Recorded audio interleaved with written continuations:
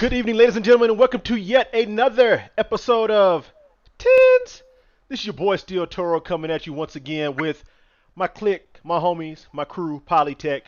Got a lovely array of questions for you. Gonna get these guys answering these for you. Gonna start the day off with. Actually, we're gonna start the day off with Alpha. Go ahead and say what's up to everybody, big boy. Yo, what up, world? It's your boy Alpha Rakama Tech Videos. You know what time it is. Now rocking with Rakama. And let's go ahead and get this T.E.N.S started. Let's see if I'm be the champ today. Let's see if I can take down the two-time champ, Mr. Dookie himself. Actually, and you're going to start out ahead of everybody just a little bit because thanks to your E3 coverage that you gave us all week, I'm going to start you off with 3 points. We appreciate you. All right. Yes, sir. Next up on the mic, we got the official Keith representing the current champion. Say what's up, big man. Okay, enough said.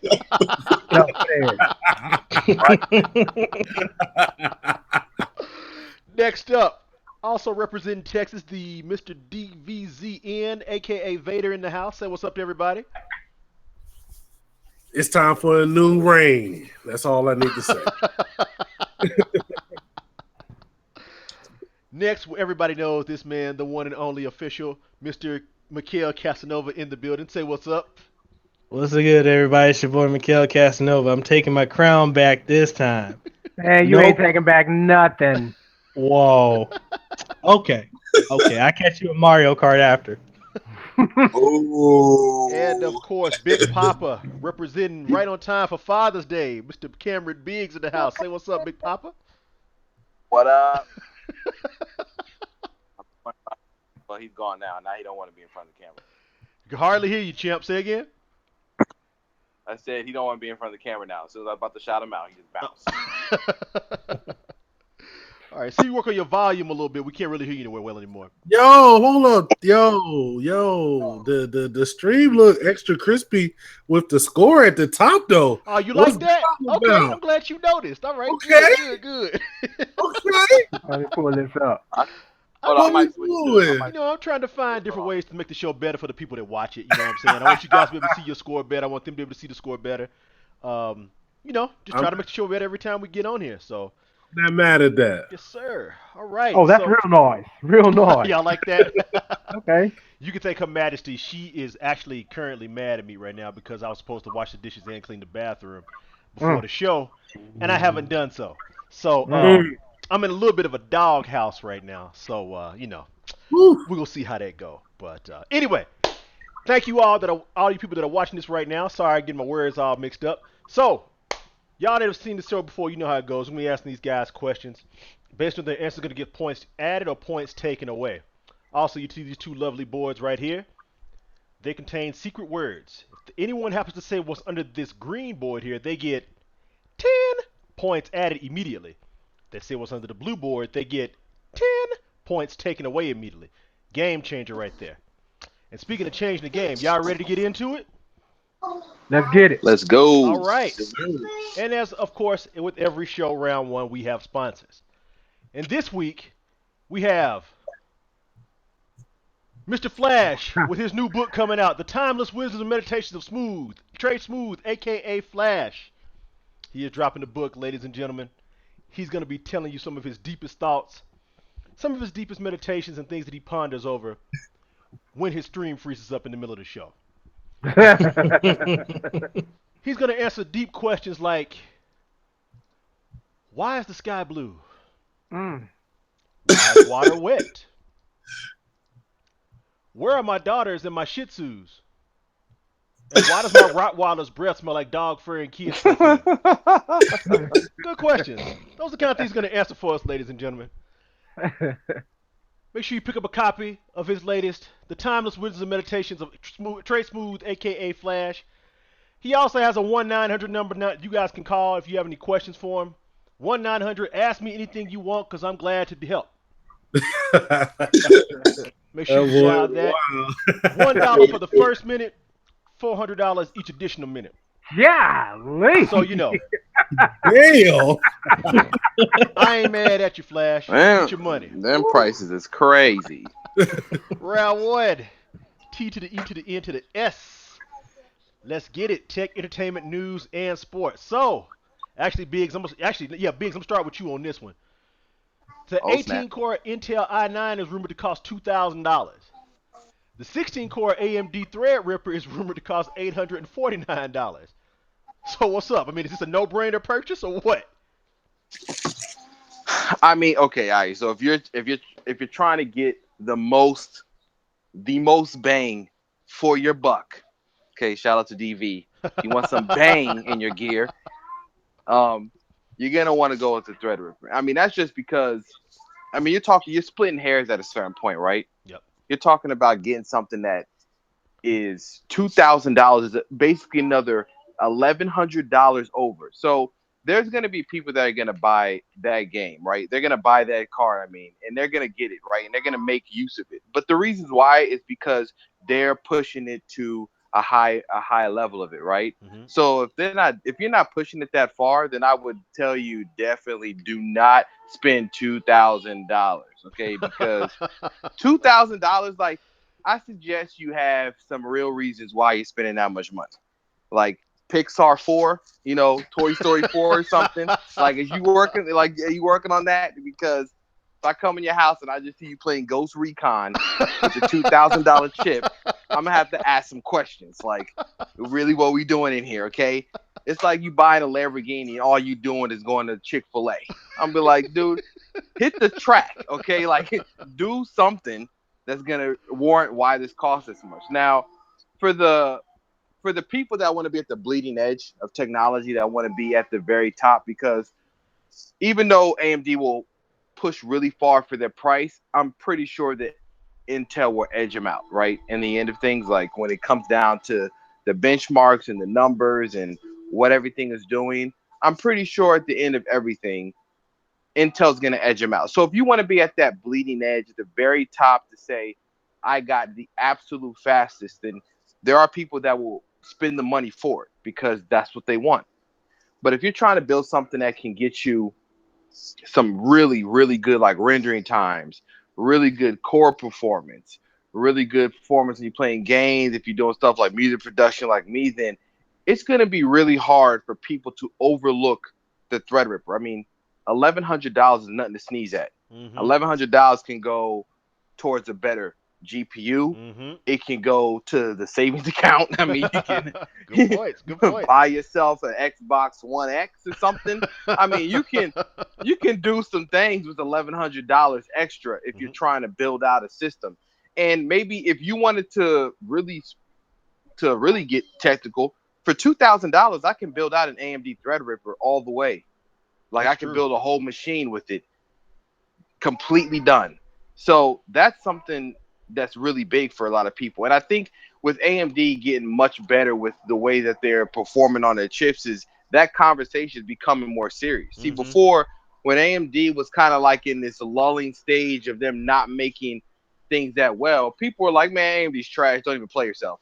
Just get Intel, which is true. But now with the Ryzen, with the review that DV did and everything, I mean, performance is great. He'll tell you, he probably could jump in after this and say for himself that it's performing well. It's right up there with the Skylake i5s, probably with the Kaby Lake. I got a 6700K, but I mean, I've seen the numbers on 1800X Ryzen, and I'm like, that's breathing right up on mine. And I spent way more money than them joints cost when I got mine. So, even though PC people, builders, us ourselves, we like all the latest and greatest, people aren't dumb when it comes to their money. And so when they start looking at the numbers, if they're close, I mean, we're talking about a few thousand on a Geekbench or something, or 1,000 or so number change, folks are gonna start giving AMD their props and starting to buy into what they're doing now. And they got the Vega GPU coming out. So I think, if you got it, it ain't tricking if you got it. Right. So, I mean, Yeah. if you got 2G to throw up at the i9, just go get the joint. I mean, you got it.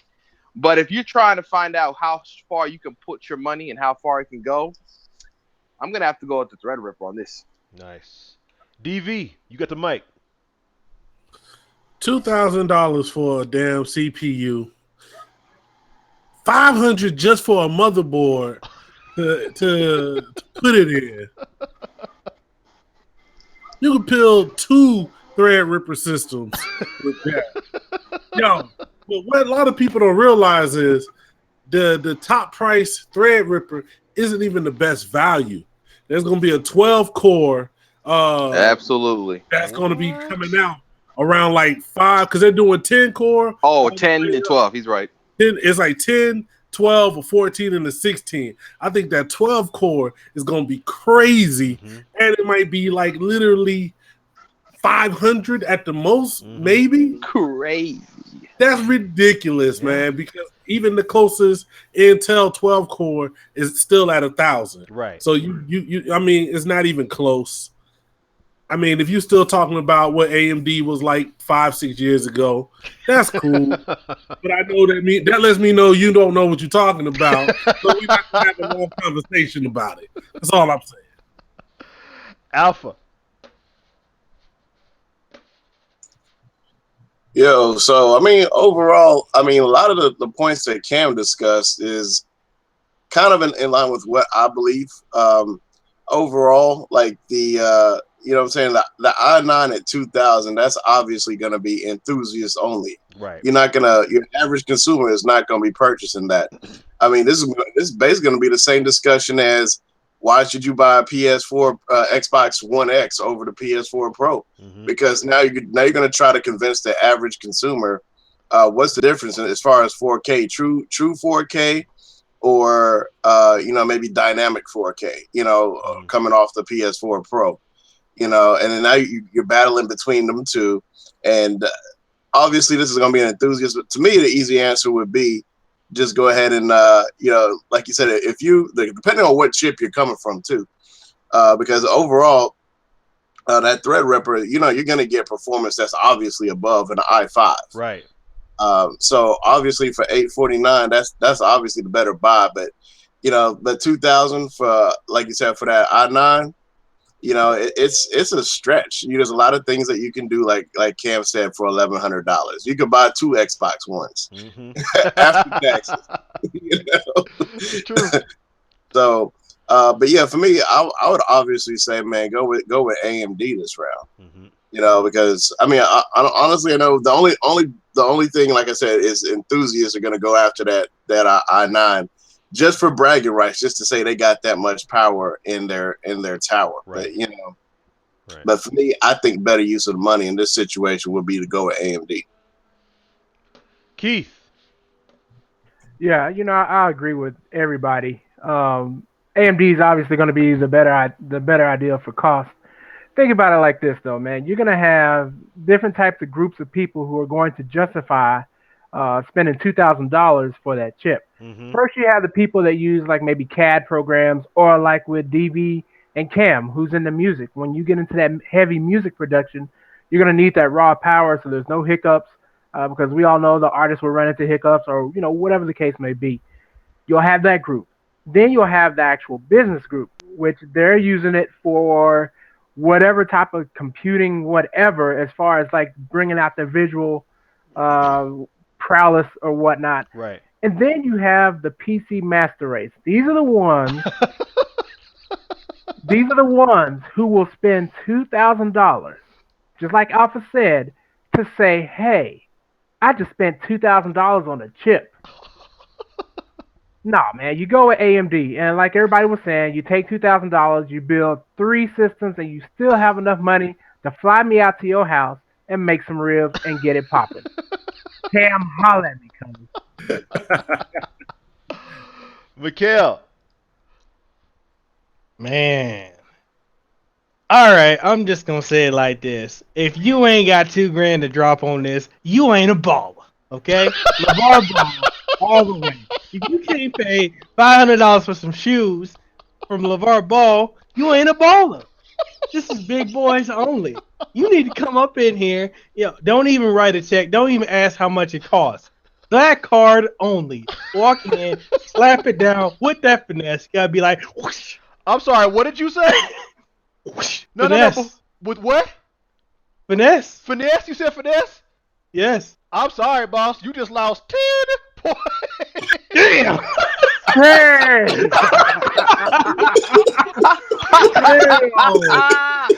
you gonna lose man, out the door. Yo, put turn the camera off, man. You out of here, B. Yeah. I'm sorry, Oh, Mekel. You done, man. Don't even continue talking, man. You might, hey, you might get 10 more like I did. Man. That's messed up. Oh, you were doing so well too. I can't. Man, how did you come across Cam's word like that? How you gonna say Cam's word before Cam's? I know, right? Yo, I really would have said finesse at some point today. Like, yo, Mekel, good look, man. You always looking your boy out. Well, fortunately for you, my producer won't let your score go any lower than 0. So technically, you just lost all the points you got from your rent. So that's a first, ladies and gentlemen. 5 And I minutes in, wasn't somebody done got one of either. the words. Hey, good And on I- you, Mekel. Next question. Entertainment. So, Oscar De La Hoya says, quote, "It looks more and more likely that like the circus known as Floyd Mayweather versus Conor McGregor will be coming to town." And it is, folks. It's happening. We'll get into that later. Now, this is after he himself was trying to put the fight on under his own promotion. Now, is he just salty because he didn't get to put it on? Or does he actually have a legitimate point here about this fight? I'm going to start this off with Keith, because I know he got some bad feelings about MMA and boxing mixing anyway. Go ahead. Hell yeah, he's salty. He's salty he ain't getting this money. Look here, man. This has been building up, and you can call it a freak show, clown show, whatever you want to call it. It's happening. Mhm. So now, everybody has all their eyes on these two characters. Oscar De La who? Was I just watching a video the other night with this fool just getting knocked out? Like he was in his prime. In his prime, he was all right. He's just salty, man, because he's not getting this money. For those of you that live, well, DV and Cam, you might remember this, but there's an insurance place down here, and the name of the guy, and he's all over Texas, but the name of the guy is called his name is Fred Loya. Mhm. And the last time I saw Oscar De La Hoya on anything was on a Fred Loya commercial. Low rent is DV. You already know. So it's low rent. So he wasn't getting paid that much. Now the money's getting it's dwindling down a little bit. And he's like, oh, well, let me try to get in and let me try to pull a big baller brand myself and start talking yak, and maybe somebody will have me on their show so I can turn this some bitch side. No, man. You know what? And I'm gonna just, this is probably gonna get us kicked off the YouTube or whatever, but I just gotta say it. The Mexicans don't like Floyd Mayweather. That's true. Period. That's so, true. and it's not. I'm not trying to be racial or nothing, but No. that's the known fact. It is They what don't it is. they don't like Floyd Mayweather. So Yep. what they did, they went to the homie's house and they all took a vote, and then they called De La Hoya and say, hey, homie, go say something on there for us. Come on, man. De La Hoya crazy, bro. Crazy. Oh, Oh, DV, that's gonna wow. be tough to follow. Go ahead. Can't hear you. You're on mute. Don't take no points away. Don't Are take you no good? points We away. got you. All I can really do is up the racism, because I don't think none of them other races like Floyd, they all wanted him to go down. Mhm. So, I mean, De La Hoya salty. I'm salty too. I want a piece of this money. You know what I'm saying? I'm trying to, like, I understand his salt, man. You know what I'm saying? Like, I had to drink an extra bit amount of money when I water just to, be able to deal with this, because, I mean, even Conor might take away, 3 M's. You know what I'm saying? Like, yeah. that's tough, man. Yeah. That's tough. He's super salty. I know the only person who's super happy right now is Dana White, because he finna get 85% of whatever Conor is in this fight. You know what I'm saying? So, his rape your pocket status is real good right now. He's a Yo. Dana rape your pockets White is really happy right now. I like You that know right what I'm there, saying? DV. I like that, DV. I like that. Y'all are wildin'. Y'all are wildin'. Listen, if it's your first time watching this show and you came to see something PG, just stop watching right now. Okay, that's not how we do things around here. That's just not how it go. Alpha, what you got to say? Yeah, of course he's salty. You know, speaking of Mexicans and salty, man, I just came from Guisados 2 days ago based on Cam's recommendation. Yeah, they salt. They're full of salt. But it's all good, though. You know, yeah, of course, dude, it's all money. You know what I'm saying? Dude just want to get his check just like anybody else. And because he's not in that clique, he's not in that group anymore. So, yeah, he's going to go ahead and say whatever he's going to say. But if he was getting that check, he'd be politically correct. You know, It's the so truth. It's the truth. because he's in the outside circle, so he's gonna be extra salty. He's gonna be mad. He's gonna say whatever he's gonna say. But you know, I guarantee you getting that check. You know, you ain't gonna be saying that. You're gonna be just like some of these big YouTubers. You know what I'm saying? They be getting these you know, they be getting the phones and stuff ahead of time. Oh no, nah, we ain't gonna say nothing bad about Samsung. You know, we ain't gonna say nothing bad. Got it. As a matter of fact, they were saying the Note 7 was the best phone of the year last year. It's because of that. Nah, this is because it was free. You was getting paid, and you know you was getting paid. That's it. Yeah. So yeah, dude salty. Dude salty. That's all. Mekel. I'm salty because I said that and lost points. Damn. That's not even my word. Anyways. Damn. Trying to think right now. Oscar De La Hoya, salty, you know, back on topic. Yeah, I mean, I agree with what Alpha was saying. I mean, it really does come down to the fact he just mad because it ain't coming to where his own promotion. That's really it. Other than that, I mean, I'd like him to step into the ring with Mayweather or Conor. I'm just gonna say that. Yeah. I'd like to see that. He doing all this talking right now. Step in the ring and, you know, dust up. He actually, Floyd Mayweather beat him. Actually, DV, correct me if I'm wrong. That fight was kind of close, though, wasn't it? Was it kind of close? You talking about the Mayweather De La Hoya fight? Yeah. It was kind of close because that's when that whole moniker of him running away from his fighters started. Because people thought he was running away. He wasn't running away. He's just playing defense. Right. Yeah, it was around that fight. Yep. I mean, I still think that Cotto fight was a lot closer than they wanted to give him. You know what I'm saying? I mean, I ain't gonna say he won. But that Cotto fight was a lot closer. You know what I'm saying? A couple of them rounds, we were like, Biggs. Yeah, De La Hoya is more than salty. You know that girl on the cover of Morton's? Just replace the girl with De La Hoya, okay? Put him on the package because he's representing all the salt, okay? When you seasoning your steaks, it's De La Hoya seasoning now, okay? De La Hoya seasoning salt. He need to go ahead and just promote his own self. Damn. Like, everybody's salty. I mean, I'm trying to get a lemonade stand on the corner of wherever this fight's at.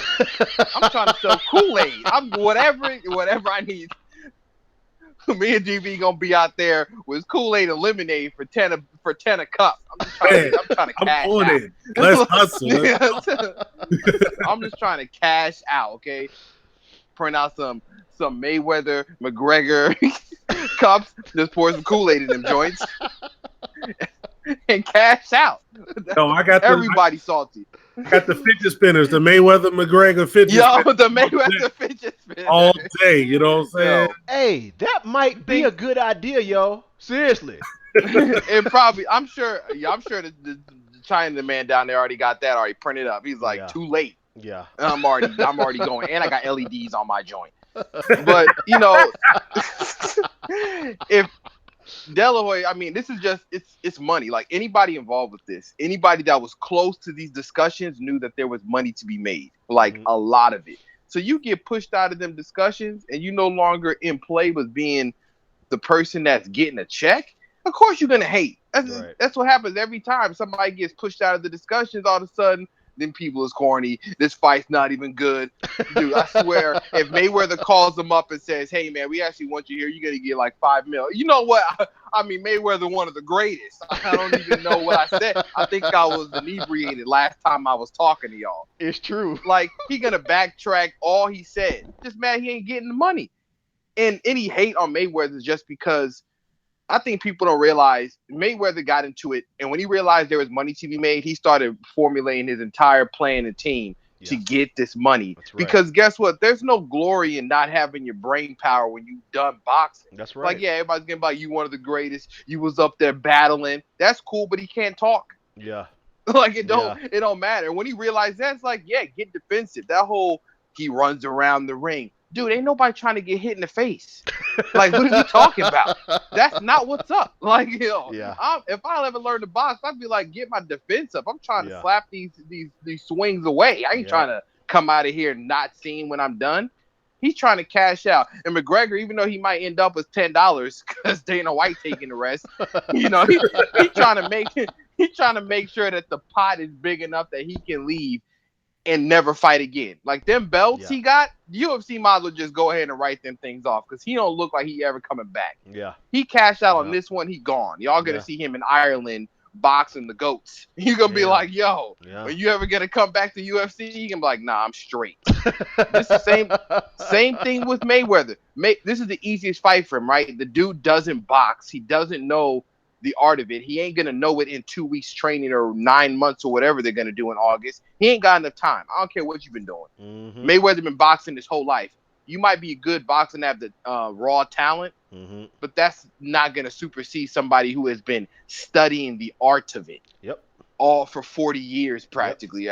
Basically. So for Mayweather, this is easy. He like, man, let's do this. You ain't gonna hit me. Yep. Like you might, you know, McGregor probably called him up like, hey man, so I'm just gonna chase you. He's like, cool, I'm gonna run left, you go right.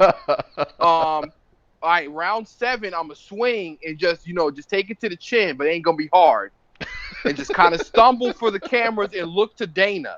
Okay, like yo, this is gonna be a Scorsese flick. Okay, I'm telling you, yo, these people are finessing this whole thing. It's gonna be 12 rounds of drama, and then Mayweather gonna get the decision. He's gonna go on stage like that's 50-0. That's a wrap. I'm the best to ever do it, and then we're gonna talk. Everybody gonna talk about how mad they are because he's gonna go buy another Bugatti the next day and be throwing money out the window. Yeah. Like, yeah. De La Hoya wants to be in the passenger seat. That's why. Okay. All right. Good. Excellent. Next question. News. All right. Going to be an open-ended question. The Xbox One X, a.k.a. Project Scorpio, revealed at E3. Mekel, what's your thoughts? All right. I'm back. Okay. All right. My thoughts. Xbox One X, I have to say. I don't see a camera. Wait, what? Y'all can't see me? I see you. Oh, maybe just me. Continue. You just threw me off, man. Stop finessing over there. Anyway, so I'm excited for it. I think it's for a console for the price point. I think it's amazing. There's no console that's doing true 4K at 6 teraflops with the amount of power that's basically future-proof for another 5 to 7 years, like the Xbox One X. Yes, the naming could have been better, but I mean, at least there's 2 brands. You got the X, you got the S. Other thing I think is great. I mean, at that price point, I know a lot of people keep crying on YouTube that it's too expensive. I'm gonna say this: gaming is a hobby. If you can't pay to play, find something else because it's an expensive hobby. Like, I mean, go try and do something else. Building cars, as Cam can tell you, is much more expensive of a hobby. Yep. So hella expensive. So if anything, a console $500, 4K capability, you can't go wrong with that at all. I mean, try build a computer. DV and camera can tell you ain't getting a 4K capable computer running games at 4K at $500. Period. Nope. Your motherboard is gonna cost you a lot. The processor, the graphics card is gonna be probably a grip. You're gonna have to probably run 2 Titans. If that, Not that much, but yeah. no, my coworkers would do it. They'd be like, "We need 2 Titans because we can run Minecraft in 4K."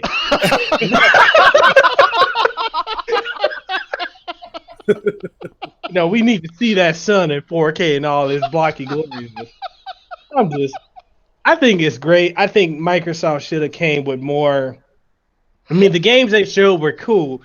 Hey, don't die over there. I'm sorry. No, the reason I'm laughing so hard is because I remember we were all watching it together on the E3 online, and when they came up with Minecraft and 4K, we were all like, "Why?" Nah, you forgot about those particle effects, man. They stepped Right. it up. When you're chopping the block, you get to see it in 4K blocky gloriousness. I was like, wait a minute, huh? Minecraft? I mean, who gives a shit? But anyway, go ahead. Sorry, go ahead, Mekel. I mean, the biggest thing is I thought the games are cool. I mean, coming out with Forza 7 was the best thing they should have done. It looked glorious. Yep. Especially when we went back and looked at it in 4K. It was amazing. The amount of detail, nobody's touching them with that. I mean, even Sony's Gran Turismo Sport, we saw it live, and it didn't touch it. I'm just going to say that.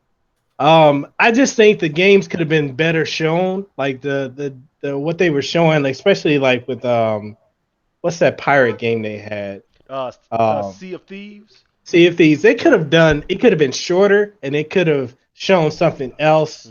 They could have been like later in the stream versus having a full 15, 20-minute video. But other than that, I mean, Crackdown was cool. I think what I do think they should have done is included a pro or elite controller with the Xbox One X. They could have done that. Really? I thought they were already selling it at Lost, though, ain't they? True, but I mean, if you're gonna get the big boy console, get big boy controller. Good point. Makes sense. Would you have paid an extra $100 for that? Hell yeah. I mean, we were thinking it was gonna be more than that anyway. That's right. Actually, Keith, I ought to take points away from you because we was having an argument that the Xbox One X was gonna cost $499 or $899. You were saying some outlandish ass price. I told you it wasn't gonna be that high. What you got to say to that? First of all, I'm gonna say watch your tone with Big Daddy. Well, since I am Big Daddy, I won't watch my tone. Go ahead.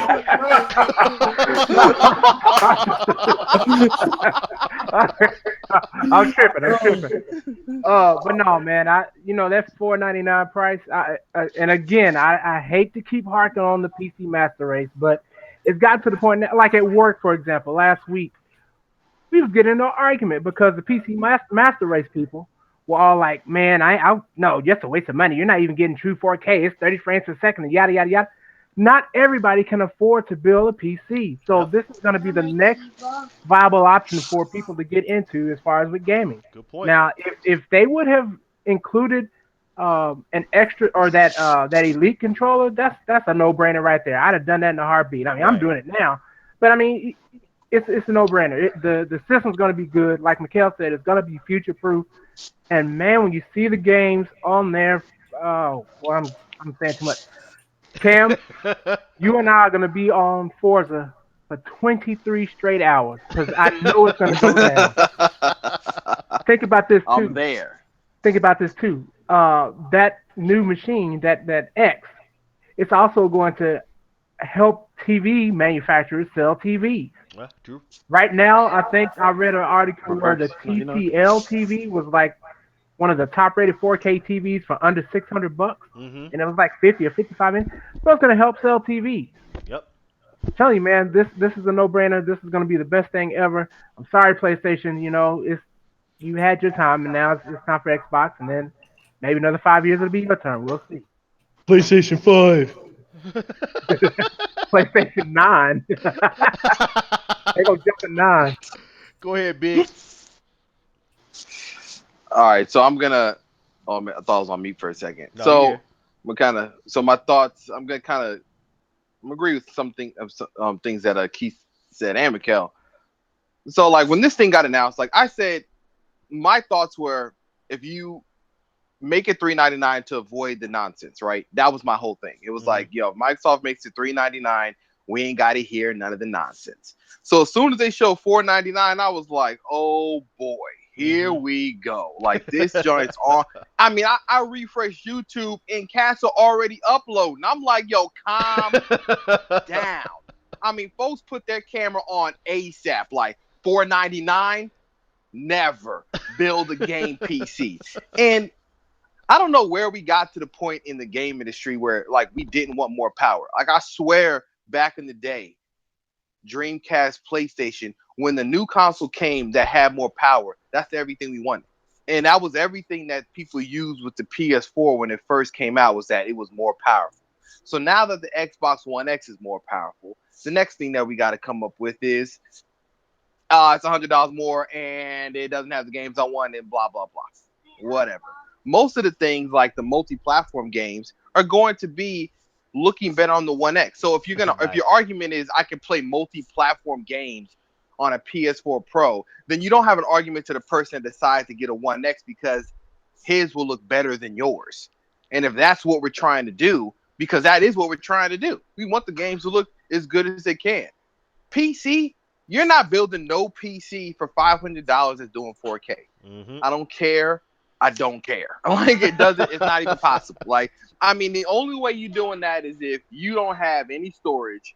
You put a flash card in there, and maybe you don't have a case. You just got the joint sitting up on your desk. Okay, like you're gonna have to cut some major corners. Okay, I want to hear about you running a Pentium with a 1070. Okay, like that ain't what's up. Okay, that's not gonna work for you.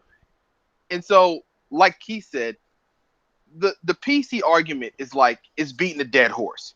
Anybody that's into technology, anybody that's paying attention to the video game industry, the technology, anything dealing with it, you already know that yes, I could build a PC better.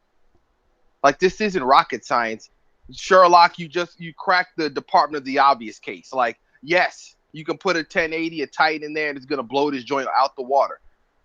That 1080 Ti cost you $600 before it got put onto a motherboard. That's right. Before you got a storage, before you bought an operating system, before you got the joint optimized. And I was talking to Mekel today. I said, people make it seem like building a PC because we can do it and others can. That is some run-of-the-mill thing. It is not. Like when you turn that thing on, maybe the BIOS needs to be updated. Have you ever dealt with the BIOS? Do you even know what you're looking at? You might delete something from the registry. Your whole joint out of there. That's true. Like, what if the motherboard doesn't post? What do? How do you figure out to see if it's something dealing with the motherboard, or maybe you have to update the GPU driver, so you have to use the onboard one? Like, do you know these things? No.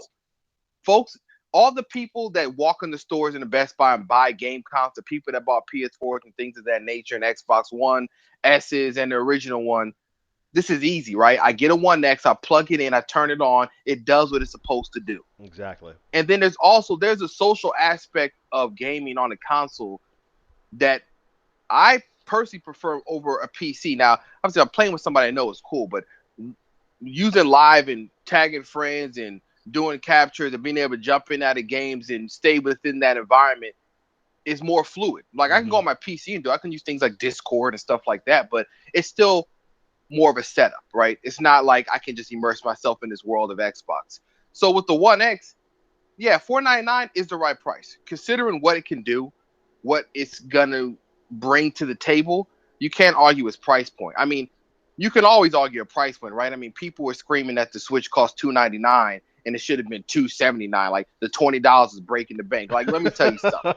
If you about to buy a console and $20 is between you and the streets, then I suggest you pay your rent and you try again. Like, just save your ducats. Like, this $100 difference between a Pro and a One X, I'm like, all right, then.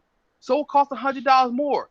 Sign up for Uber, drive for 2 days, and get that 100 and log out. Like, literally, log out. Go on Craigslist, host a garage sale, sell some games. Like, you can cover that difference if you choose. And then you have one of the best consoles. For me, I'm going to buy it. I do like the games they announced. I actually liked more the indie games. To me, got me more excited than necessarily the 4K ones because I kind of know that that's going to be part of the course. Forza 7, I'm a racing car fan, so Forza 7 is enough for me to buy it straight up. Need for Speed, shout out to EA. That's looking ridiculous. I'm going to have that as well. Sea of Thieves, I'm interested in a lot. Now, true, the mission that they showed doesn't really play well to outside people. It's probably more fun when you're playing with people because you're doing different things, but to watch it happen doesn't really play well. And I think there's a lot of games that at E3 that don't show well that probably play better. And that's probably the only knock you can have against the One X launch. But as far as how it's going to perform, how it's going to be, I mean, somebody, you take your $500, I'm gonna take mine, I'm gonna get a 1X, and I'm gonna let you go find out something that can keep up with it and do all the things it can do. Like, it has a 4K Blu-ray player. It's basically a media box with Netflix and Hulu and anything else you want. And I can get on the internet with the joint, and I can connect it to my cable box, use it as a one guide. You take 500 and you tell me what you can come up with that can match what it can do. I'll wait. Alpha. Yeah, I mean, really good point so far. And as I mentioned before, I mean, it all comes down to being able to basically prove that this console is $100 better than the PS4 Pro. Mm-hmm. So, it would have been great for them to do side by sides, but then again, you got to look at the demographic of what we're talking about. These are the same people that obviously they're fanboys of one console because supposedly that's all they can afford. I don't know why. Good But freaking points. Us here in politics, we obviously have multiple consoles, so we don't care. Right. We don't care. If it's something we want, we go get it. Right. But for me personally, I'm not compelled enough, as well as Trey, even though he's watching the stream. I'm texting him and What's stuff. up, Flash? So, but thank you for sponsoring the video.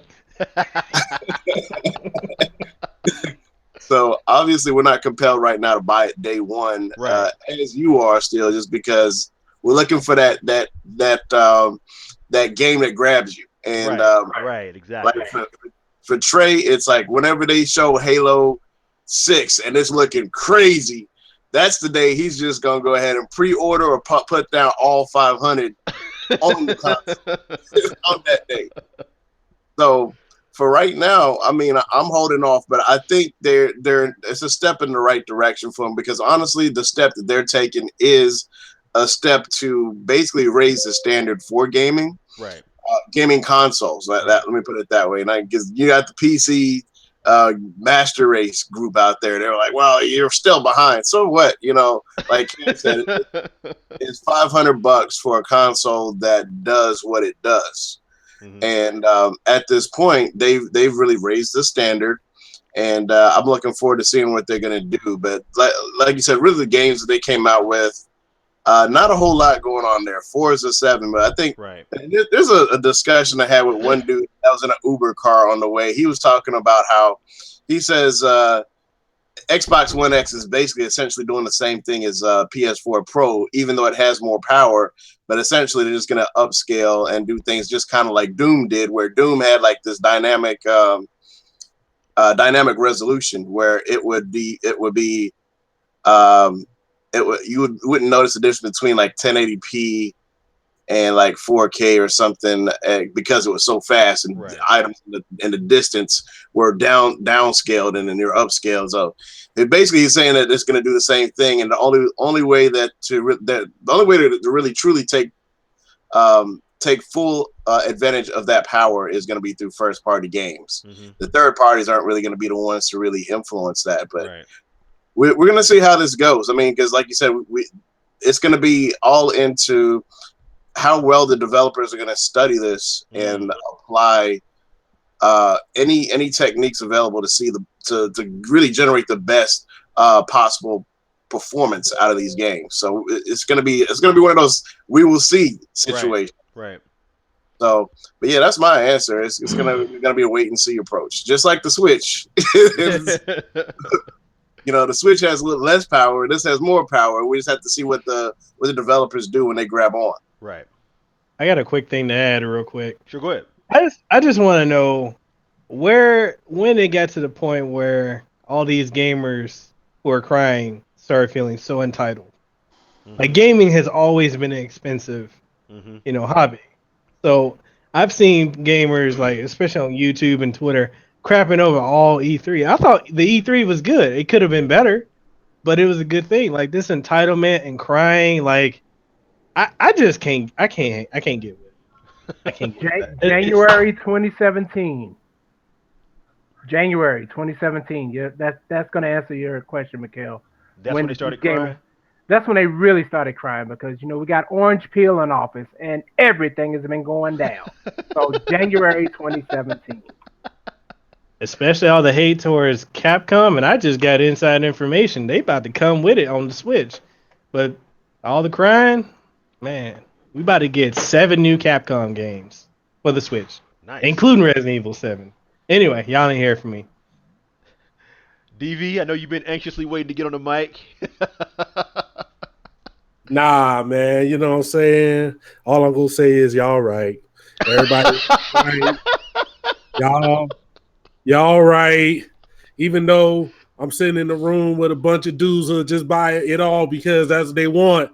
Y'all was doing a lot of y'all was reaching. It was a lot of reaching, you know what I'm saying, to prove a lot of the points. I mean, you know what I'm saying? It's cool. I mean, first and foremost, if you want it, you're gonna get it. Right. So there's not really much of a conversation there. Yeah. They could have put it at $8.99. They could put it at $12.99. If it was the best thing and you got the money for it, you gonna go out and get it. So I don't really debate that. You know what I'm saying? Mm-hmm. I think the whole PC Master Race, which I am firmly a member of, I am their darkest thugged out, most sexiest beard having member. You know what I'm saying? I will say this, that a lot of the arguments are extra. You know, a lot of the arguments are extra with people trying to prove points. It's a lot of reaching both ways. Mm-hmm. You know what I'm saying? There's a few things to me as a gamer that I care about. And me and you were talking about this still. Yeah. Just from experiencing a different way to look at things. Like I'll take 1080p, 60 FPS all day, every day over whatever 4K, unless it's 4K unless it's 4K pushing that 60 FPS, then I'm cool with it. You know what I'm saying? Right. Because one, you got to show me what that graphic fidelity is going to be like. Right. Because you could be 4K. I got a 4K camera right here that's 4K and it's garbage. You know what I'm saying? I mean, it's got 4K capability. It's real. It's 4K, but I mean, it don't look better than my 1080p camera. You know what I'm saying? Right. So, I mean, that's another thing, if what's the fidelity going to be like? But at 500, I will give you the fact that it's easier to go in the store, pick up an Xbox One, connect it to your TV than it is to buy a PC or build a PC. I mean, it's easier to do that with your PlayStation 4 and your Xbox One. That's why I never really got into that argument. Mm-hmm. But when you tell me it's 500 for the Xbox that plays 4K, oh shit, I need a 4K TV. Okay, so now that's 500 for the 4K TV. Good point. And I still got to buy games. That's a good point. And I still got to pay to play those games online. So what's your real cost point? Damn, you know what I'm saying? What's your real cost point right there? Yeah. You know what I'm saying? If we say that you can't build the PC for this, that, and the third. But at the end of the day, you guys are 100% right. It's easier to go into the store, buy an Xbox, walk out, and be happy. So, even though, thanks to Mekel, I ain't gonna get no points taken off of this. They finessed the hell out of some of them exclusives because they're not really exclusives. You know what I'm saying? A lot of them, other than Forza, which is dope. Forza is Forza. I'm with y'all. Forza made me really look at that, but it come out on PC too, so I'm gonna be good there. Crackdown looks super dope, but I think that come out on PC too, so I'm gonna be real good there. In that goofy ass pirate game, no disrespect. That joint it looked all right, you know what I'm saying? But all them other exclusives was not exclusives. I got the list. They not exclusive. They come in all the other systems. But you know what I'm saying? It was fun it was a nice E3, man. Microsoft got out there. They did what they did. I mean, they definitely had a better one that Sony, like the event was much better than what Sony did. Mhm. But like Keith said, man, shout out to all them dudes who work with these game companies, developers and stuff, man. It was great to see them put their stuff out. Like, I'm not complaining about it at all. Right. Other than that waste of singing that happened during Just Dance, that was some bull. But Shorty was I thinking don't know. of to Yo, I'm make going up to say, for it. I wouldn't call it a waste, yo. Homegirl was. That's what I'm saying. She was. It was thick, That though. still ain't saving her career. She up out of there. Thick or not. Pretty fun. You know what I'm saying? But her next single, she just better have her leg on the cover.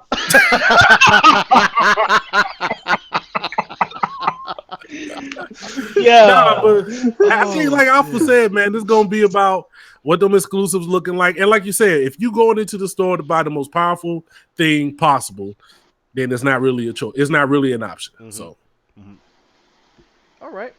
And I'm gonna echo what DV said, man. All you guys that put on E3 for us as gamers, we really appreciate it. You know what I'm saying? I know we come in, we talk bad about a lot of things on the show, and we down a lot of things, but we really appreciate all the hard work you guys put into it. So, all right. Last question for this round. Mekel and Alpha's favorite sports. Hey, bring it. I've been playing arms. I'm ready. Yeah, take 10 points away. So, Bill Laimbeer, the former Detroit Piston in the Jordan era, says that he would pick LeBron James over Michael Jordan. Keith, is he being genuine? Or is he just salty that Jordan whooped that ass all them years? Both. That ass. Being both. He's definitely being both. First and foremost, let me start off by saying that I am one of the biggest Dallas Mavericks fans you'll ever see. So I just want to start off by saying shout out to the Mavericks. We're about to go back into our 100-year drought, but we ready to ride this thing out. Second thing I want to say, since LeBron James is in the question, everybody, please quit saying, "Oh, Jordan went 6-0 and LeBron is 3-5." No, Jordan went 3-0 and then came back and went 3-0. So he didn't go a straight 6. Let's get that straight. Laimbeer is salty just like Oscar De La Hoya. I mean, look at him though, man. I mean, even when he plays, you barely look at him and he's ready to pick a fight. Like, I didn't know who was worse, him or somebody else on the team. He's salty. And for him to say that, that's 100% unagreeable. Hey, look, you only got 2 left. Yeah, he only got 2 left. That's 100% unagreeable. He's kind of like these people now, man. I can go up to somebody right now and say, "Hey, those Jordan 11s are pretty dope," and somebody else will say, "Nah, man, those KDs, those new KDs are pretty tight." And then it turns into a debate, which then turns into a big fight because you have one mindset when it comes to these basketball players nowadays. It's not like us in here where we can actually debate different eras and not just go at each other's throat without bringing Band-Aids. Right. Yeah. So no, Bill Laimbeer, man, it's both accounts for him, both sides. DV. oh man, that is some real salt because you got to think about who. You know what I'm saying? You got to think about who ended their run. You know what I'm saying? Yeah. Because that was who Jordan needed. Like we talk about the super team and they weren't classified as no super team, but people forget that Jordan was doing the same thing Kobe was, begging for trades and everything before they got a lot of them good players, before Pippen was brought in, before Horace, all of them. You know what I'm saying? So because he went up against them damn Detroit Pistons teams who was whooping his ass all over the place. They bring up that finals record, but they don't talk about what happened in them rounds before the finals. You know what I'm saying? When Detroit was getting in them draws. But other than that, Bill Laimbeer, think about it though, as if you're gonna start off with a player like LeBron James who does everything, and Jordan did a lot of stuff. People just think he was an amazing scorer. He was an amazing defensive player. Yep. He always one of the tops in steals. Yep. He had great assists when he had people to pass the ball to. You know what I'm saying? It was just a different era when, it was slower paced and scoring was what he did. You know what I'm saying? LeBron is a lot of that, Mm-hmm. and without never having been a dedicated scorer. Like he's never led the league in scoring. He's never won a scoring championship. Like that's not even what he does, Mm-hmm. and he's still an amazing scorer. That's just how good he is. So Mm-hmm. I mean, if I'm building the team, I probably would go with LeBron first because of how it's going to affect my other players. Right. But yeah, that's still salt. That's still But hold up. If the game was still played today, the way it was played in Jordan's era, would you still make that choice? I mean, I think the problem is that when people say that, like they say like Steph Curry would have lasted back in the day. And I'm like, what about the intelligence of a basketball player? You know what I'm saying? You adjust to how the game is played. Yeah. You know what I'm saying? Yeah. You play the game how the game is played. LeBron's still 6'9", 250 pounds. He's Karl Malone size. You know what I'm saying? He's Karl Malone size and faster than everybody on the court. So what exactly are you doing to slow him down? Right. You know what I'm saying? Right. It's just I don't get it. Other than grabbing and holding on to him, which they do now. Right. You see it. I can run a highlight film of people just falling off, you know, with their hands in his drawers just as he's, you know what I'm saying? But you know, I mean, you know, people don't want to acknowledge the real, you know. Hey, Phil, let me say this real sorry, quick go ahead, before you go to somebody else. Just remember this. You know, people are saying James is starting this, and I hear this from the West Side fans. LeBron James is starting this super team trend. He didn't start this super team trend. Yeah. The 1992 Olympic team started the super team trend. I wish people would just get that crap out of their system. All right, I had to get that out of my system. Yeah. I'm sorry. That team was crazy. Man.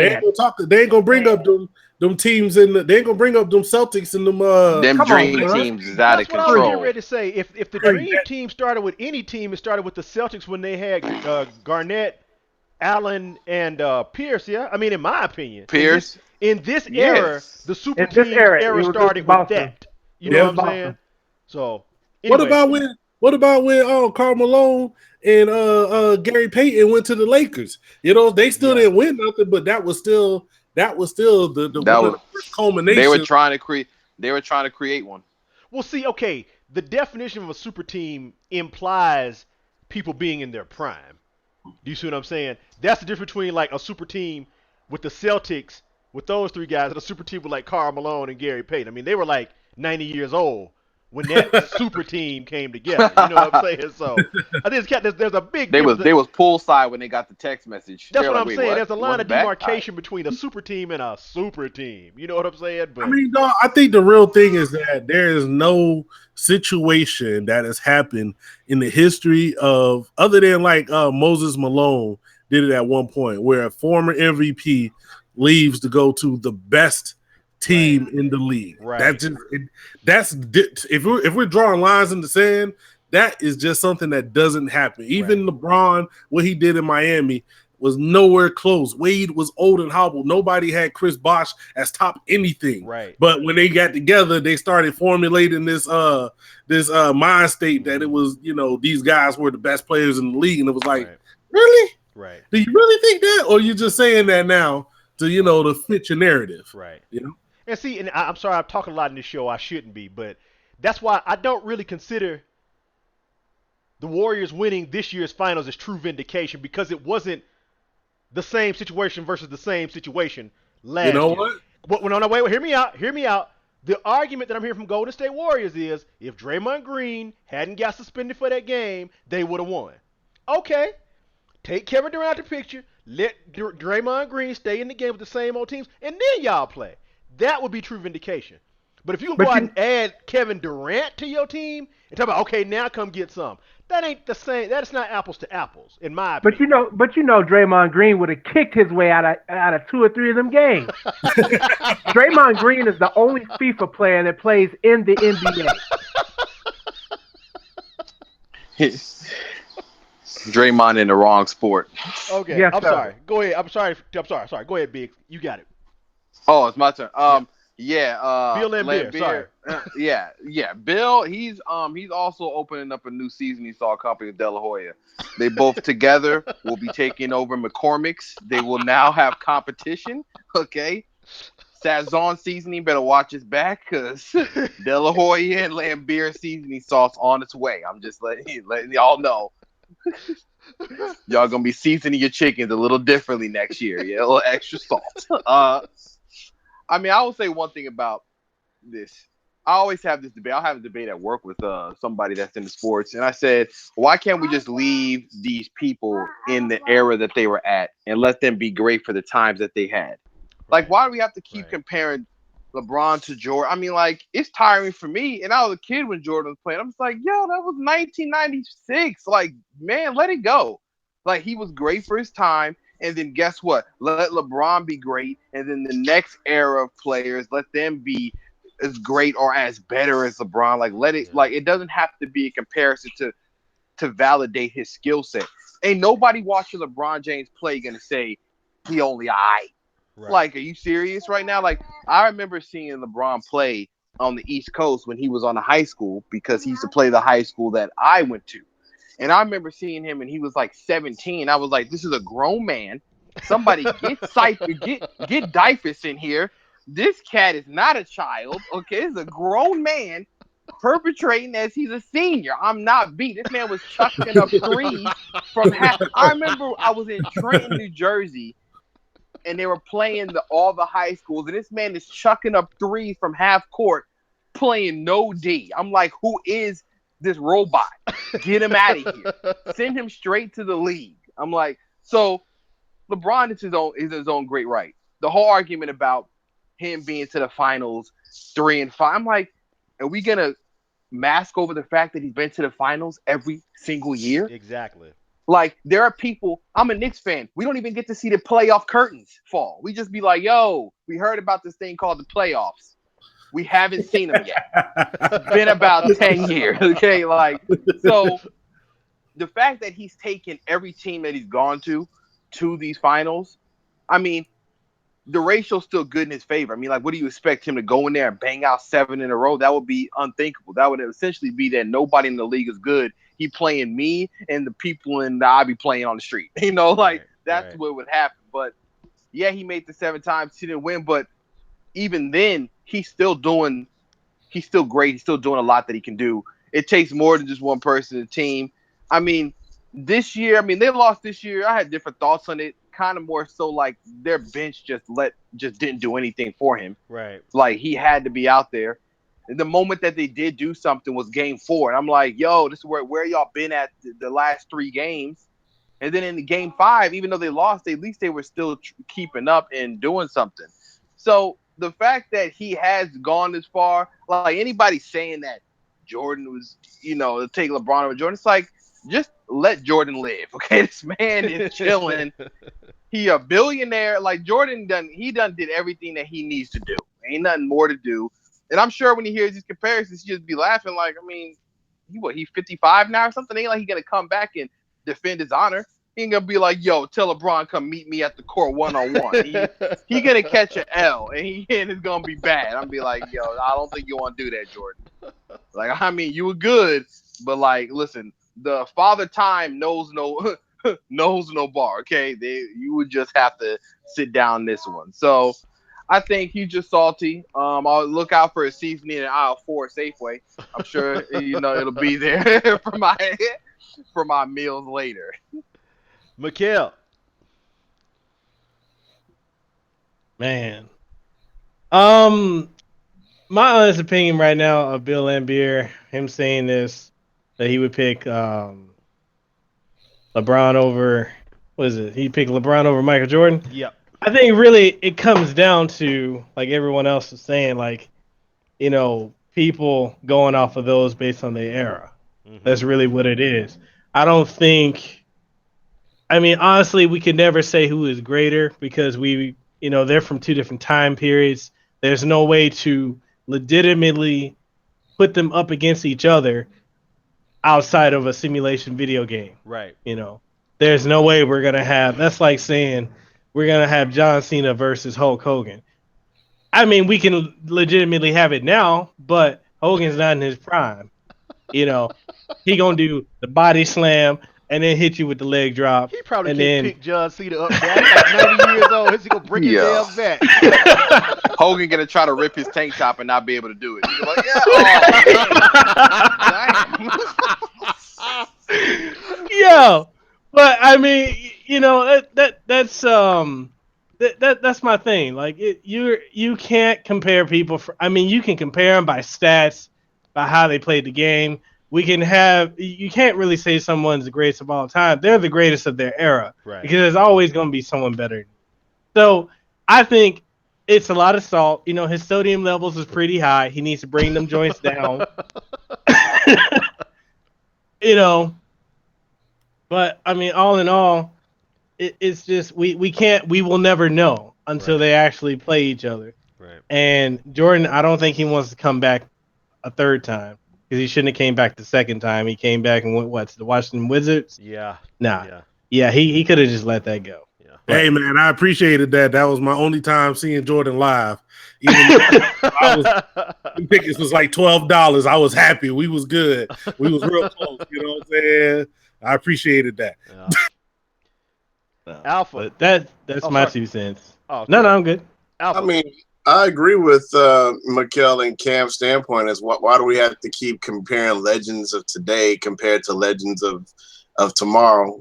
No pun toward DC, but yeah, overall, you know, it's like you keep seeing this constant thing. Like even with when Justin Bieber came out there, oh, he's the next Michael Jackson. No, Right. no, he's not. I'm sorry, he is Hey, not. tell him get the fuck out the way. Whoever said that never listened to music before. Just But you know, it's just this whole yesterday and today's thing. Like Cam said, just kind of let those legends live in their time frame, and then let the new people get their new respect. Mhm. You know, and then you look back in time, and you might also discover some other people who are underrated. Like Holyfield was underrated as far as his boxing career. Mhm. Even in some respects, Mike Tyson also, because Ali just took this. He just took this crown that nobody could get. Right. You look back and you discover all these other boxers and their techniques. You're like, man, these people were great too. Yeah. But it's all about having respect for each individual era. At least that's my point. Right. All right. So at the end of round one, I think Mekel may have completed the best comeback of all time and for a round where he lost 10 points. Although he didn't really lose 10. But after round one, the scores are Alpha 15, Biggs 18, DVZN 19, Keith 17, and Mekel 16. Alpha by 1 point. What you got to say, homeboy, before you go? Well, I guess I'll be looking at the social media to find out where all this Xbox One X hate is coming from for $4.99. Yeah, I was on the sodium aisle 4. Stick around for the end. Maybe you can pull up your channel. Thank you. Right. Let me turn this to 0. Let's see. All right. Going into round 2. Nets. News, entertainment, tech, and sports. Haha. Question 1. Floyd Mayweather versus Conor McGregor is actually going down August 26th. Mekel, Mm-hmm. will this break the pay-per-view sales record set by Mayweather and Manny Pacquiao? Hell yeah, because the Filipinos gonna want to see Floyd Mayweather go down. Their sodium level's still high from Pacquiao losing. I think sea salt seems to be the seasoning of the game tonight. But anyway, Right? I mean, I think it will, and actually, I'm gonna go with what I just said. It is gonna be because a lot of Filipinos still mad about Pacquiao losing. They want to see Mayweather go down. So I think from the Philippines to Hawaii to everywhere else the Filipinos are, they gonna all pay to see Mayweather go down. Mhm. They're going to be just as disappointed after this fight as they were after the Pacquiao fight, too. But anyway. Oh yeah. Let's put some money on that. Yo, actually, if it were me, I'd bet on Conor McGregor just because $100 bet makes you like what $1,100-$1,200 if he does Yeah. happen to win. Shoot. Anyway, sorry. Go ahead, Keith. Um, I think it will break it. Because what's going to happen is that Pacquiao is going to make a phone call, and he's going to get all the Filipinos, and they're all going to band together and buy this pay-per-view. And then some of the Filipinos are going to reach out to the Mexicans, and the Mexicans will all buy it. And they all going to come together and form Voltron, and it's going to be a top-selling event. Wait, is De La Hoya gonna be on that too? No, that's what's the dude's on what's the bad guy's name on Voltron? I forgot. Zartan. He's Zartan. Zartan, Whatever his yeah. name. Yeah. But no, I think the record will be if it's not broken, I would be highly surprised because this is a show of shows. Like we haven't seen anything like this since that ice skater got stuck in a knife by that other ice skater. I forgot those ladies' names. But Nancy Kerrigan, I think it was. yeah, all of them. So Yo, Nancy, oh my goodness, what a throwback. Bro, throwback. Yeah, Salty Saturday. But yeah, man, I think I think this is actually going to be a record-breaking fight. I'm just going to go ahead and tell you right now, they won't be getting any of my money. I will be watching. DV. Man, this gonna break.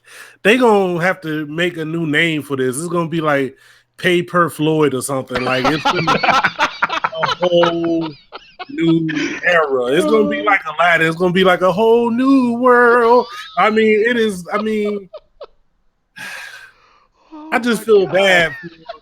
I'm just still salty, man. I'm just like, hey, Cam, man. Like, I don't know. We need to like make like phone covers and screens. Yo, I can make cookies. Cookies, man. Something. I'm finna buy like a whole bunch of bottled water from the HEB and put paper with Floyd and McGregor on it. And we finna sell them for $10 collectibles because they finna make so much. It's just finna be printing dough for the easiest fight that either one of them will ever have in their life. This is gonna be despicable. How much? And I have to echo the sentiments of my fellow Texas brethren. I will be watching, but I will not be spending a dime of my money on it. Hey, DV, I might roll up to your crib, man. Hey, man, now since I got to get an Xbox One to keep up with you guys in a 4K UHD TV, you know what I'm saying? Hey, I got you. Hey, I got you on the grill though. So you say, Let's go, Biggs. Yo, this is gonna be. I mean, they might as well just jump on one of the Virgin Galactic flights and just host this on Mars because this is about as big as it's gonna be. Okay, this is gonna be massive. The Pacquiao, like the funny thing is, I was in a household of predominantly Filipinos watching that Mayweather fight, and man, I had a shout out to the wife. I was like, listen, check the exit because salt levels are rising. Okay, cholesterol is rising in this room. By like each round, I was looking at everybody's face like, we good? Listen, I mean, I'm the sole black man here. I just want to make sure we still cool now. And in the beginning, they're like, who you think's gonna win? I was like, I don't want to say. I'm just letting you know, Mayweather ain't getting touched. Nah, Pacquiao gonna have him in the corner. He's gonna be slapping him up. All right, then I'm just letting you know his defense is kind of crazy. Halfway in that fight, boy, I ain't seen people throwing lumpias. I was like, yo, where the double chicken? They're like, it's outside. I'm like, yo, why you guys throw out the plate, man? Come on. Like, they was not feeling it. But, yeah, Mekel said, people, forget Filipinos. The people in the boxing world want to see Mayweather catch an L.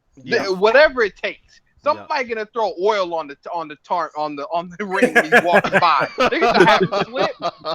Somebody like they're not feeling the fact that he basically is about to end his career at 50-0. Like folks is not feeling this.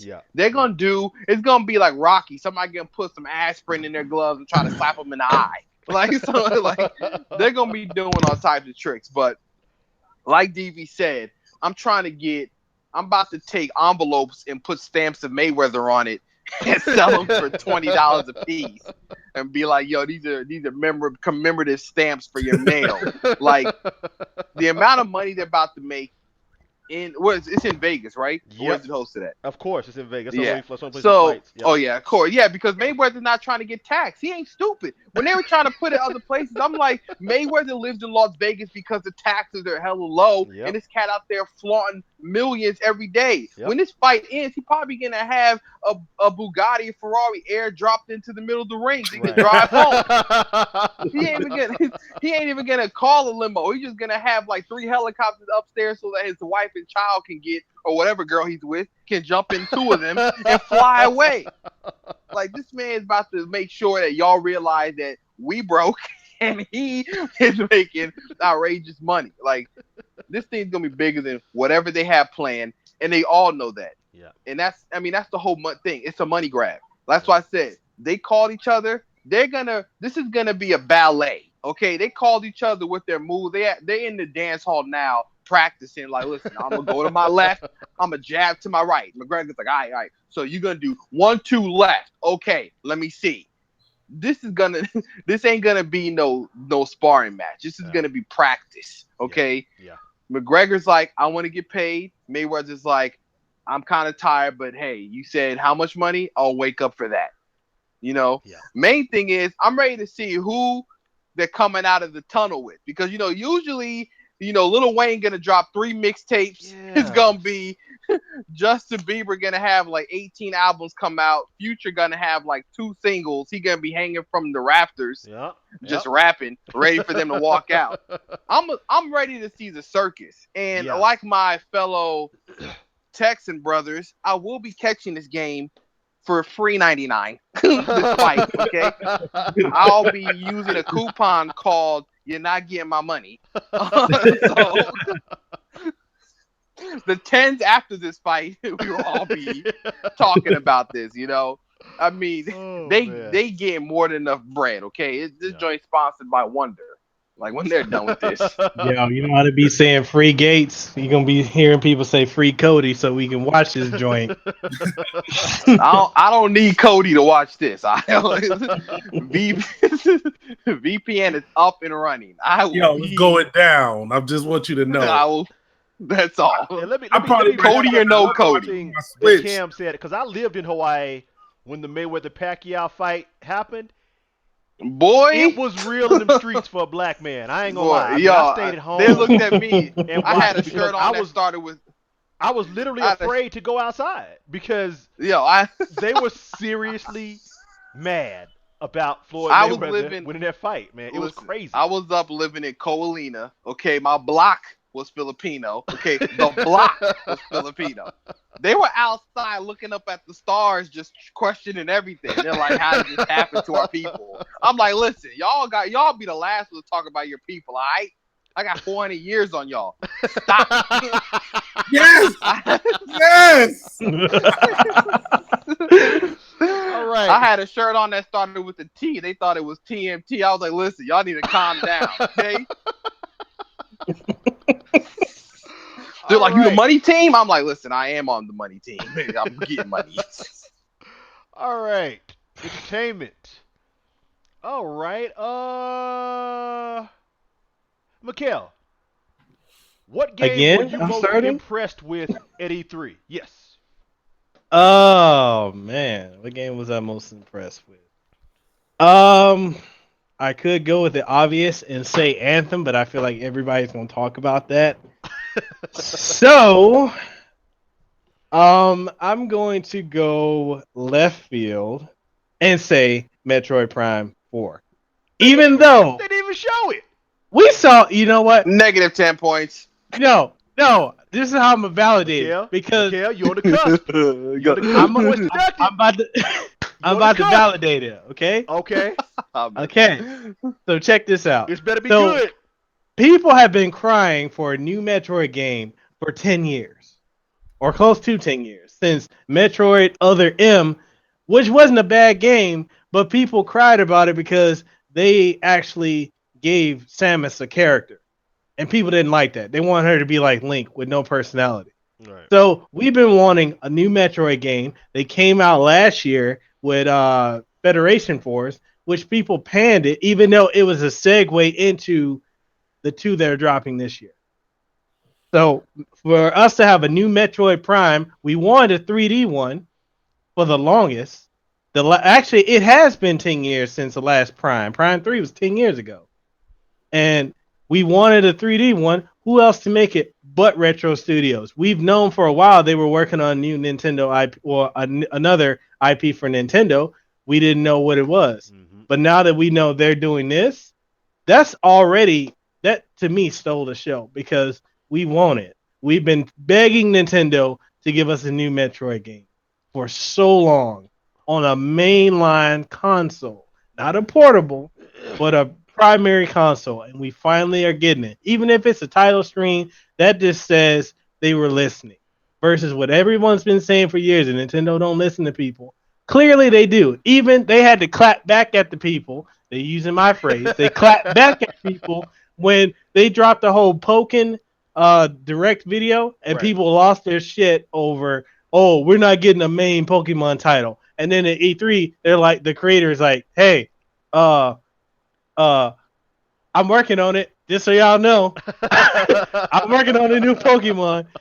So it's just to say that I mean, Metroid was hands down the most unexpected announcement at E3. I'm super excited. I wish they had some gameplay footage or the graphics, but I do know from inside sources it's going to be running on Unreal Engine 4, which means it's going to be looking crazy.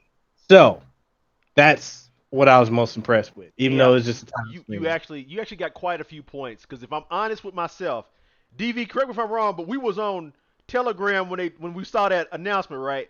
And I Yeah, that was. believe I typed OMG, OMG, OMG. I had to tell you, I was like, man, we were about to call Mekel. I was about to tell you to call Mekel, tell him to wake up. You know what I'm saying? Because he can see it live. You know what I'm Yeah, saying? I ain't gonna lie. I almost fell out of my chair at work when I saw that. So, Mekel, that's good. I give you props. You earn those. You earn those. Keith.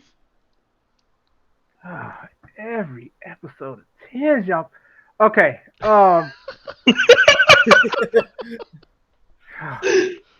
You know this ain't Anthem. Yeah. Anthem. Now, granted, people, this man works for EA, but go ahead, Keith. Okay, so Anthem. Anthem just brings Anthem brings it's kind of like a mosh pit of games. Like you Mm-hmm. have these current games that released, let's say second quarter of last year up until yesterday, and Anthem is bringing all of that fire into one game. I mean, you're getting that element of flight, you're getting the element of even having like I don't know if I don't think the demo showed, but there's an element of a mech suit that you can wear, which kind of puts you in the mind of Bioshock a little bit. Yep. I mean, there's all the stuff that's going on um, that that makes Anthem. That game's going to really put. That's going to be one of the games that really put the new Xbox system on the map, and it's going to test people who have high end spec PCs. Okay.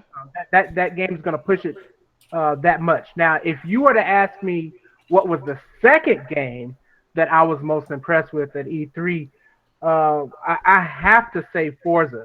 And it's not because of the visuals, but they've redone almost all of that engine that runs that game. So Right. the AI is going to be even smarter than last time. For example, when I started playing racing games, I started with Gran Turismo, and when you play against the computer and you're coming out of chicane, Cam, I know this, you're coming out of a chicane, if you're on that inside line and you feel like your car's about to start drifting to the right, if there's enough computer cars there, you can use them as a wall and they just keep it moving, right? But with Forza, this new Forza, they're going to make it to where the AI, if you do that, like at one point in the race, they're gonna get you back later on. So I was highly impressed with that with Forza 7. If I had to pick a second game, but the first game and not just because it's an EA product, but Yeah, I it has know, I to know. be Anthem for me, just because of all the different variations that you can have, plus the online play. Yep. It did look like a combination of Bioshock, Destiny, and even some Mass Effects. Like a little bit of that was in there too. I was impressed with it. It looked real good. On a side note, hurry up and finish Andromeda. Okay. All right, I'm on it. I'm on it. I, I have to say something. Go ahead. Keith, I owe an apology. I know I trashed Andromeda. And this, no, I'm gonna say this. It's a good game. It's a great game. It was just a lot of bugs, and I was on that trash and hype train with a lot of people. But with all the updates that have come out, it has become solid. Yeah. Now I think a lot of these reviewers need to go back and be honest with themselves about it, because the game itself, the story wasn't bad at all. Yeah. It was a nice segue out of Mass Effect 3's ending, which Shut that up! wasn't Shut even up! bad. Shut up! I don't want. Shut I'm up. I ain't spoiling it. I'm just saying Okay. it wasn't bad. I'm just saying it wasn't bad. But I owe E3 apology. Put me back in the good graces. So Well, all hey, right. Mikhail, I'll tell you this, man. First and foremost, no apology is needed, because if we were that butthurt over comments, then we wouldn't be a company and we wouldn't be where we are today. We Hmm. actually thrive True off of that. that type of stuff. So if something's not right, or you're not feeling it or whatever, the way that you brought it, it's cool. But you have some people that will go on things, certain social media sites, and they will say things so far out the side of their neck that it doesn't even make sense. Right. Like, you That's true. wonder, why do you even contact XYZ company in the first place if what you're trying to convey has nothing to do with the problem that you're having? So, Right. That's brother, true. you're good with me. No apologies needed, and I'm gonna drink some water because I'm thirsty. Yeah. Hey, but I do gotta say though, the fact that EA was so quick to correct that was on point. Yeah. That Like was on I point. started So playing it like a few days ago, and it had been patched all to hell. And I mean, I haven't had a single. I can't wait for this show to end so I can start playing it some more. Like that's Still, how hurry up and finish it. deep I'm Hurry up. into this. Cause I this got something joint. for you. Hurry up and finish it. Hurry up. Okay. All right. All right. All right. I want to take my time and enjoy it now. It's a good story. Okay. All right. Um, who hasn't talked? Biggs. Go ahead. Sorry. Oh, yo. Favorite game at E3. Yes. The now I would say Forza 7 because I like racing, but that wasn't it actually. It was a game called Last Night. Okay. The Last Night. That's that 16-bit joint, The right? reason the reason why is because the art style and aesthetic of that game looked crazy to me. Like as soon as I saw it come on, I was like, hold on a second. This looks really interesting. See, I like games that do that. Like I love games like Ico on PlayStation 2 and Shadow of Colossus. Like those type of very theatrical, artistic style games. Like high graphic fidelity, I know I can get that all the time. But when I see something like that, it shows me that people are thinking way outside the box and trying to bring together an art style that hasn't been done. Like back in the day, remember like Dreamcast had Jet Set Radio and they did that cell shading technique and everybody's flipping out because it looked like you were looking at a cartoon Right. playing the game, like that type of thing. So the Last Night, even though there's some other random controversy I don't even know about that's circling the game, but currently that was one of like top ones. Now I will throw a second one in there, and that was Dragon Ball Z Fighter Z because I have been waiting for them to do this for I don't know how many years. Like I have been waiting, like because Xenoverse, all the Dragon Ball games never could convey the ridiculousness of Dragon Ball Z when they're doing they're doing fight scenes. It's like crazy. They're blowing up moons, the Earth. They had called the dragon multiple times to save themselves. Like junk gets crazy. So in a fighting game for Dragon Ball, that was always my caveat with them was that they didn't properly represent how the anime was. This joint and it's made by the people that do Guilty Gear X. Mekel would know, or we were geeking out about it. Yep. But yeah, that one I'll throw that second one in there because it literally looks like the anime in a fighting game is what we wanted. But yeah, top one for me was Last Night just because it looks so different than anything out there. Mhm. Than anything that they had announced, it just really stood above others when it came to an artistic style. So Okay. I'm waiting for that to find out what that's gonna be. I got till 2018. I mean, that was the theme of E3. I mean, it was dope, but I'm gonna say it was E3 2018 because me and DB are watching. I forgot what stream it was. They said fall 2018. I was like, yo, if y'all don't get out of my face, they're like, yo, drop in 2019. I'm like, yo, y'all for real right now? Like, is this what we're doing? I mean, the craziest thing is that game is 3D. Like a lot of people are just their minds blown by that. It's 3D but looks 2D. It's 16-bit on a 3D plane with the lighting of a full 3D game. So it looks crazy. I know y'all looking at this child's foot on my head. This is what happens. Yeah, because that's the same thing they did with Guilty Gear XR, the third one. It's all 3D, but they're using that same engine that they built from the ground up, and people are like, "What?" I'm like, "Yeah, that was crazy. That's crazy." DV, are you beating a dog up down there? She fighting with me, man. It's going down. It's real life. You know what I'm saying? It's the most thugged out little dog in the streets right now. You know what I'm saying? She's coming for the throne. Hey, you know what And I'm I see saying? a chain too. Is it my turn to talk? Yeah, go ahead. You talk. Hands down, the best game that I saw at E3 was Dunk Lords. Game over. It's what I'm saying? Yeah. Yo, me and DV need more info on this ASAP. I'm just saying, if Mekel, we saw 3 seconds of Dunk Lords, that's actually For 3 real. seconds than Metroid Prime 4. You know what I'm saying? So I definitely think I think the game that I walked away like I would want to play the most, other than like Anthem, other than like Far Cry and Forza and stuff like that. Those are games I already knew I was gonna be loving. That Detroit game that looked real crazy. Yeah. I love the options in it. I love to be able to, like, me and you were watching that still, and I was like, am I paying attention, or is this an Android, or is this a human? What's going on here? Like, what's really happening? That game definitely, and then hands down the best gameplay that I saw, and it's going to be a killer. Odyssey, man, plain and simple. Mario Odyssey was the best gameplay that I saw at E3. That joy had me super hype. Yeah, that was a killer. So, all right. Do your damn woman. Hey, quit hijacking my damn show. Wow. Oh my God. That's Inception like a bug. When did you? Oh my. Anyway, Sony. I gotta. She's clever. I give it to her. Sony is apparently still very much against allowing crossplay between PS4 and the Xbox and Switch. DV, is that a good move by Sony or a bitch move?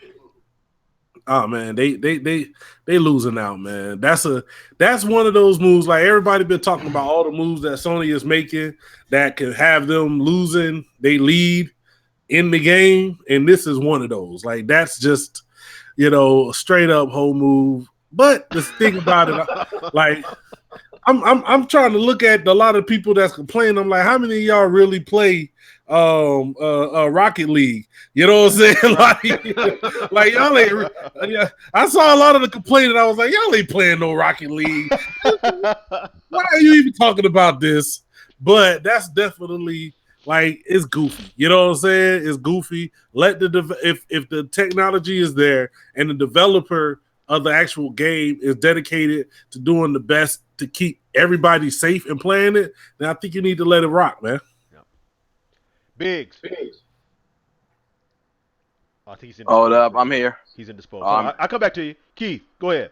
Oh, there he is. Okay, go ahead. Oh yeah, I'm here. Yeah, Sony. I don't know what's going on, but a lot of these people, I'm just gonna say, Sony also is a Sony salt. Like, they just mad. Sorry, your camera went out again. Oh, it did? Yep. Oh, my bad. I pressed the button on that.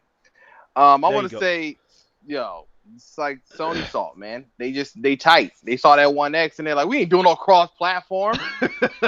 Like, honestly though, I think so. I saw an interview with Phil Spencer, and he was talking about this, And whenever I see him do an interview, I'm kind of like, I kind of see some of the things that Microsoft is doing now, because they asked him about where's your exclusives, why are you only doing timed exclusives, and it kind of got to the point he was just like, I don't care anymore about the exclusive play anymore. I don't care. Like, I want everybody to play games. I want us all to play together. I want us to be able to play against different people on different consoles. So when he heard that sorry excuse that Sony said, Sony of all people try to say, we try to keep our customers safe. Sony, my boy was buying surfboards in Cape Town when your network got hacked, B.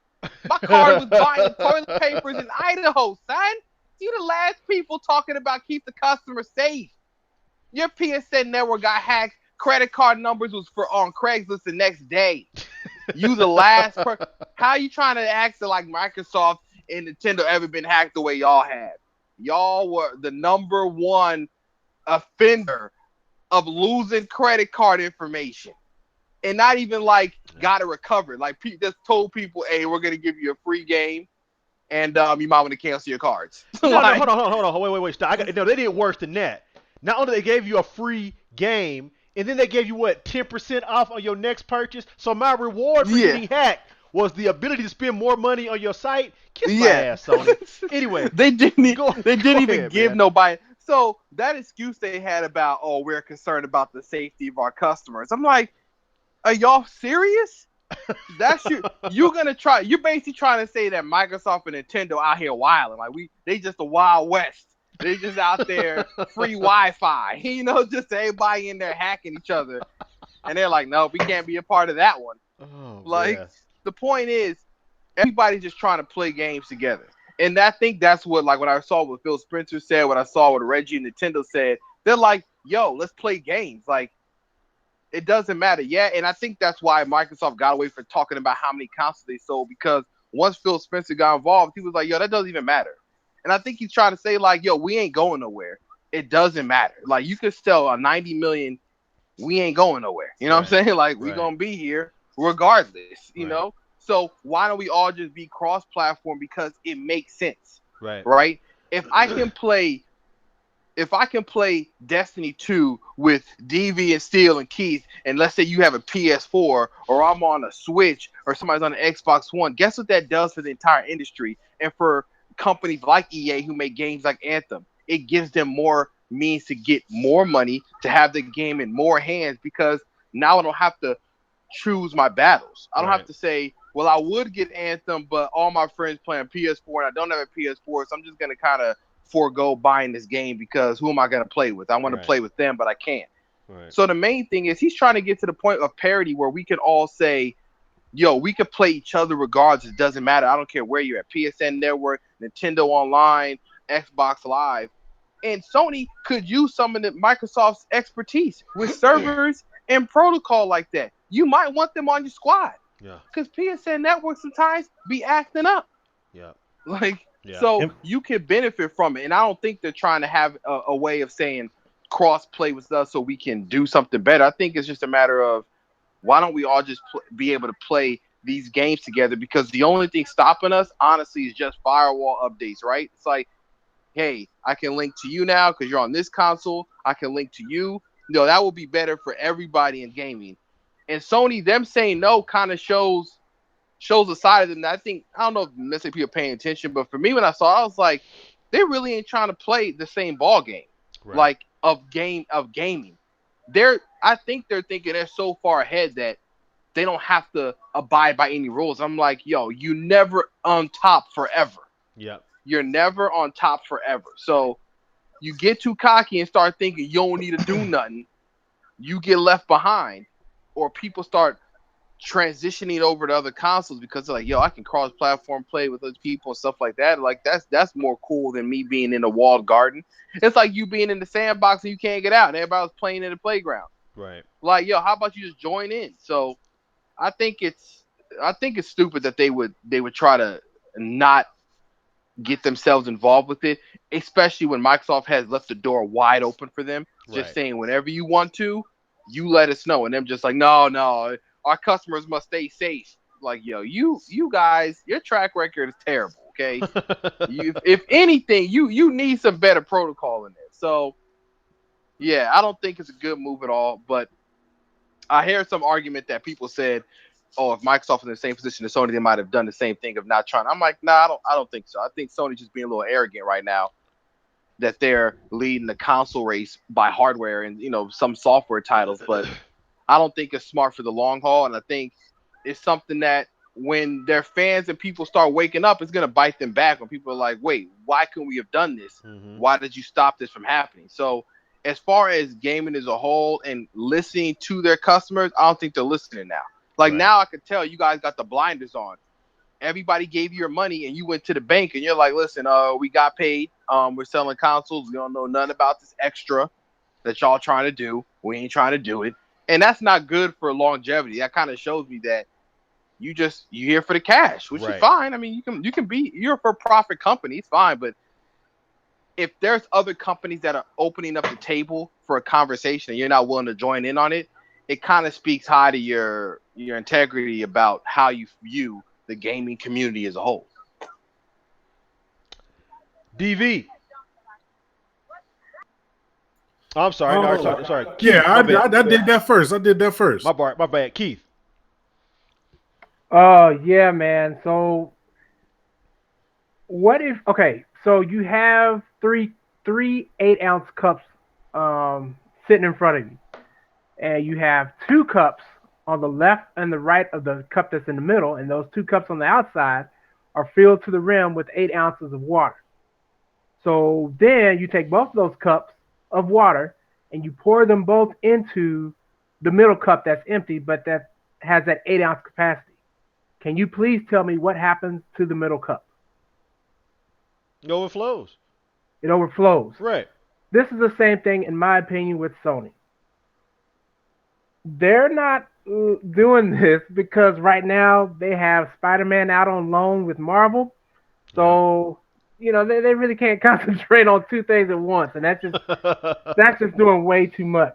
Yeah. I think they're hurting the gaming industry a little bit by not wanting to do this. I mean, it's not like they would have to. It's not like they would have to maintain the servers of the game. First and foremost, Rocket League has a gazillion players on it all the time. I've played that game and I've said to myself, okay, I'm going to play it for about 10, 15 minutes and then be done with it. And 4.5 hours later, I'm like, where did the time go? The approach that Sony's trying to take, I think their intentions are good, but the way that they're trying to get to where they want to be is, in my opinion, not the correct way to take. Mm-hmm. You got Xbox doing this, but then you got Sony doing this. So I think this is not a good move by Sony. And you're going to start seeing more Microsoft crossplay, or I don't want to say crossplay, but you might see it. You might see more crossplay between Xbox and Windows 10 machines and whatever other version of Windows that they release. Right. So once that starts pinging back and forth, you're talking about in-game content, the thing we love so much. Now you're getting double the shot on the same game as opposed to getting maybe sporadic sales over here and sporadic sales over here. It's all coming into one funnel. So Sony, you better catch up and quit tripping. And see, that's why. Well, let me let Mekel talk first in case this is his point. Mekel, go ahead. All right. So I was gonna say this. I'm gonna call this a bad move on Sony, and also I'm gonna call them on their bullshit too, because I'm gonna speak off the dome right here. First off, they got exclusive rights to Street Fighter V, which is a game that plays on both PC and PlayStation 4. So they're trying to protect their gamers, but we're already doing cross-platform on PC. Yeah. We're already, and that was their decision. Yep. Because they did not want Microsoft getting that title. So now we're gonna say, oh, okay, I'm gonna actually throw another one at you. So Monster Hunter World that's coming out next year, Right. will be cross-platform between PlayStation 4 and PC, and Xbox One and PC, but not Xbox and PlayStation 4. Right. Which makes no sense whatsoever. And if we're being correct, Steam. Well, if you're playing on PC, there's not a lot of checks and balances for protecting, Right. gamers. Right. But we're gonna cross-platform play with them. Sony, that's That's a good bullshit. point. That's a good I point. don't want to lose my endorsement from you, but that's bullshit. It's too contradictory. Yeah. No, Yeah. it just why and the reason I mean both Nintendo and Microsoft have both called them on it. Like it's a bullshit reason. Right. Like you could have come up with something better other than or just straight out said that we want to keep our players in our environment because we can control it. Right. Versus, we're protected. You're not. I was one of the people that fell victim to that thing back in 2011 when they got hacked. Mm-hmm. I lost a lot of money, and like you said, I got a free game and 10% off. Fuck you, Sony. that no, $100 out of my bank account is not worth 10%. I'm sorry. Yeah. But No, it just- Mekel, Sony warned us way back when. They warned us, right? What do you mean? You remember that thing that they had called PlayStation Home? Oh yeah, I Those remember that. avatars walking around? Yeah, that was just telling you what's about to happen. We want you in one environment, our environment, and nowhere else. Yeah. Because you remember you could actually go in there and watch videos or E3 or just whatever, video game video or whatever. You can do all this stuff within their environment. So yeah, they warned us, Mekel, man. They warned us. Yeah. See, here's my thing. It's my take. I'm sorry, I'm jumping in the show again, but like if you had to guess how many PC gamers there are out there in the world, how many would you say? Just throw a number out there. It could be whatever. I would say 3 million. 3 million? In the world? Yeah, in the world. Okay, 6 million. Just 6 million? PC Come gamers? actively playing? Yeah. Right now.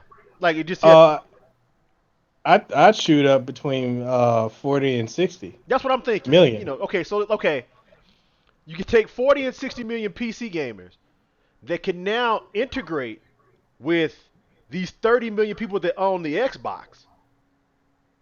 You see what I'm saying? Because the Windows 10 platform is on the Xbox and on PC. So Right. what you essentially have is an ecosystem of 70 million, not 30.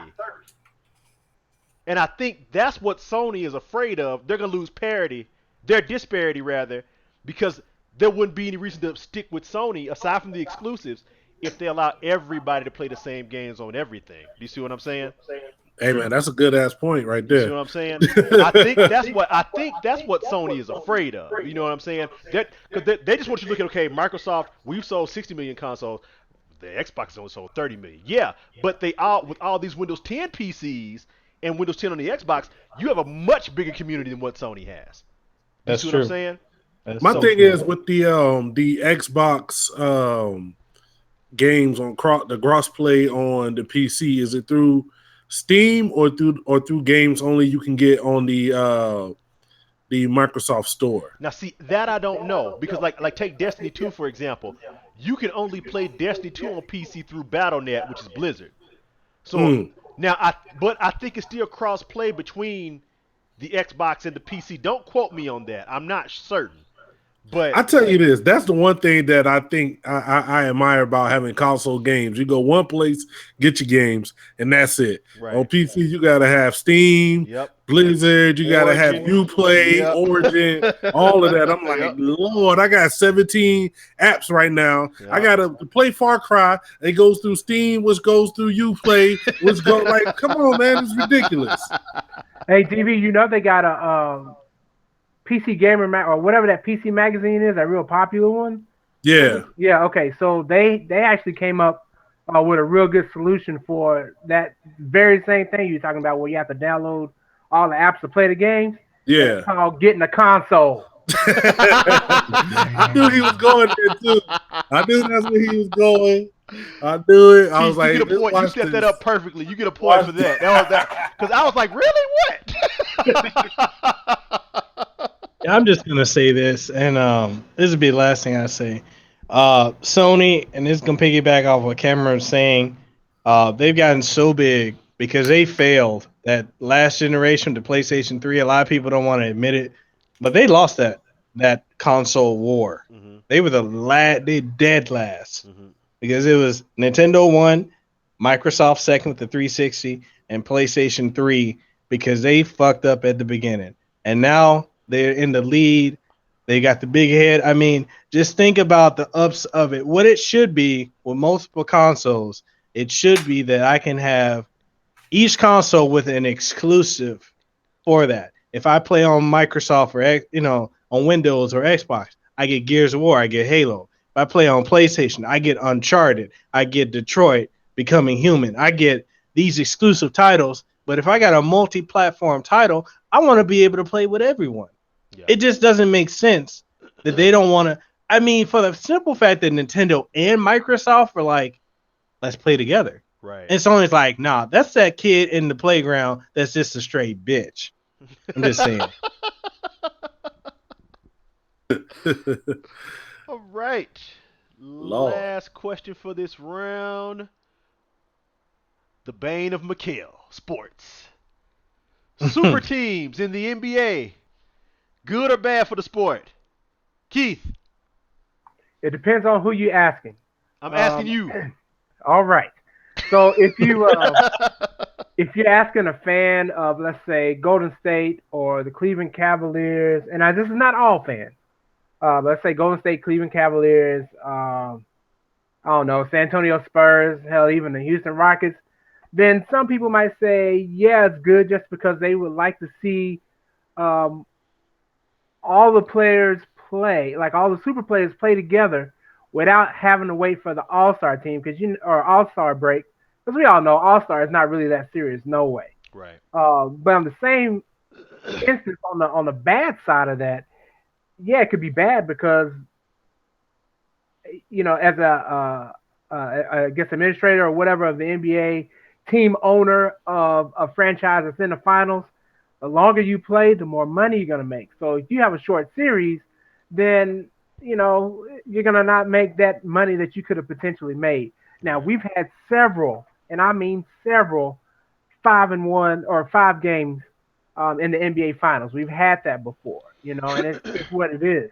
But think about last year's series. That thing went to 7 freaking games. Yeah. That was the ultimate in TV drama. I don't care about no Desperate Housewives or whatever else is on. It was all about the NBA. That's the only sport that's going to give you that real drama outside of FIFA. And FIFA, I'm sorry, if you don't follow FIFA, you're going to get lost in the maze. But NBA makes it easy. So, yeah, it's good. It can be good for some of the fans, but it can be bad for business.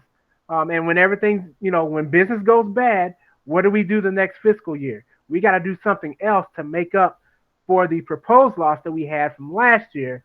And when that happens, then ticket prices go up and yada, yada, yada. So it can be both good and bad at the same damn time. Yeah.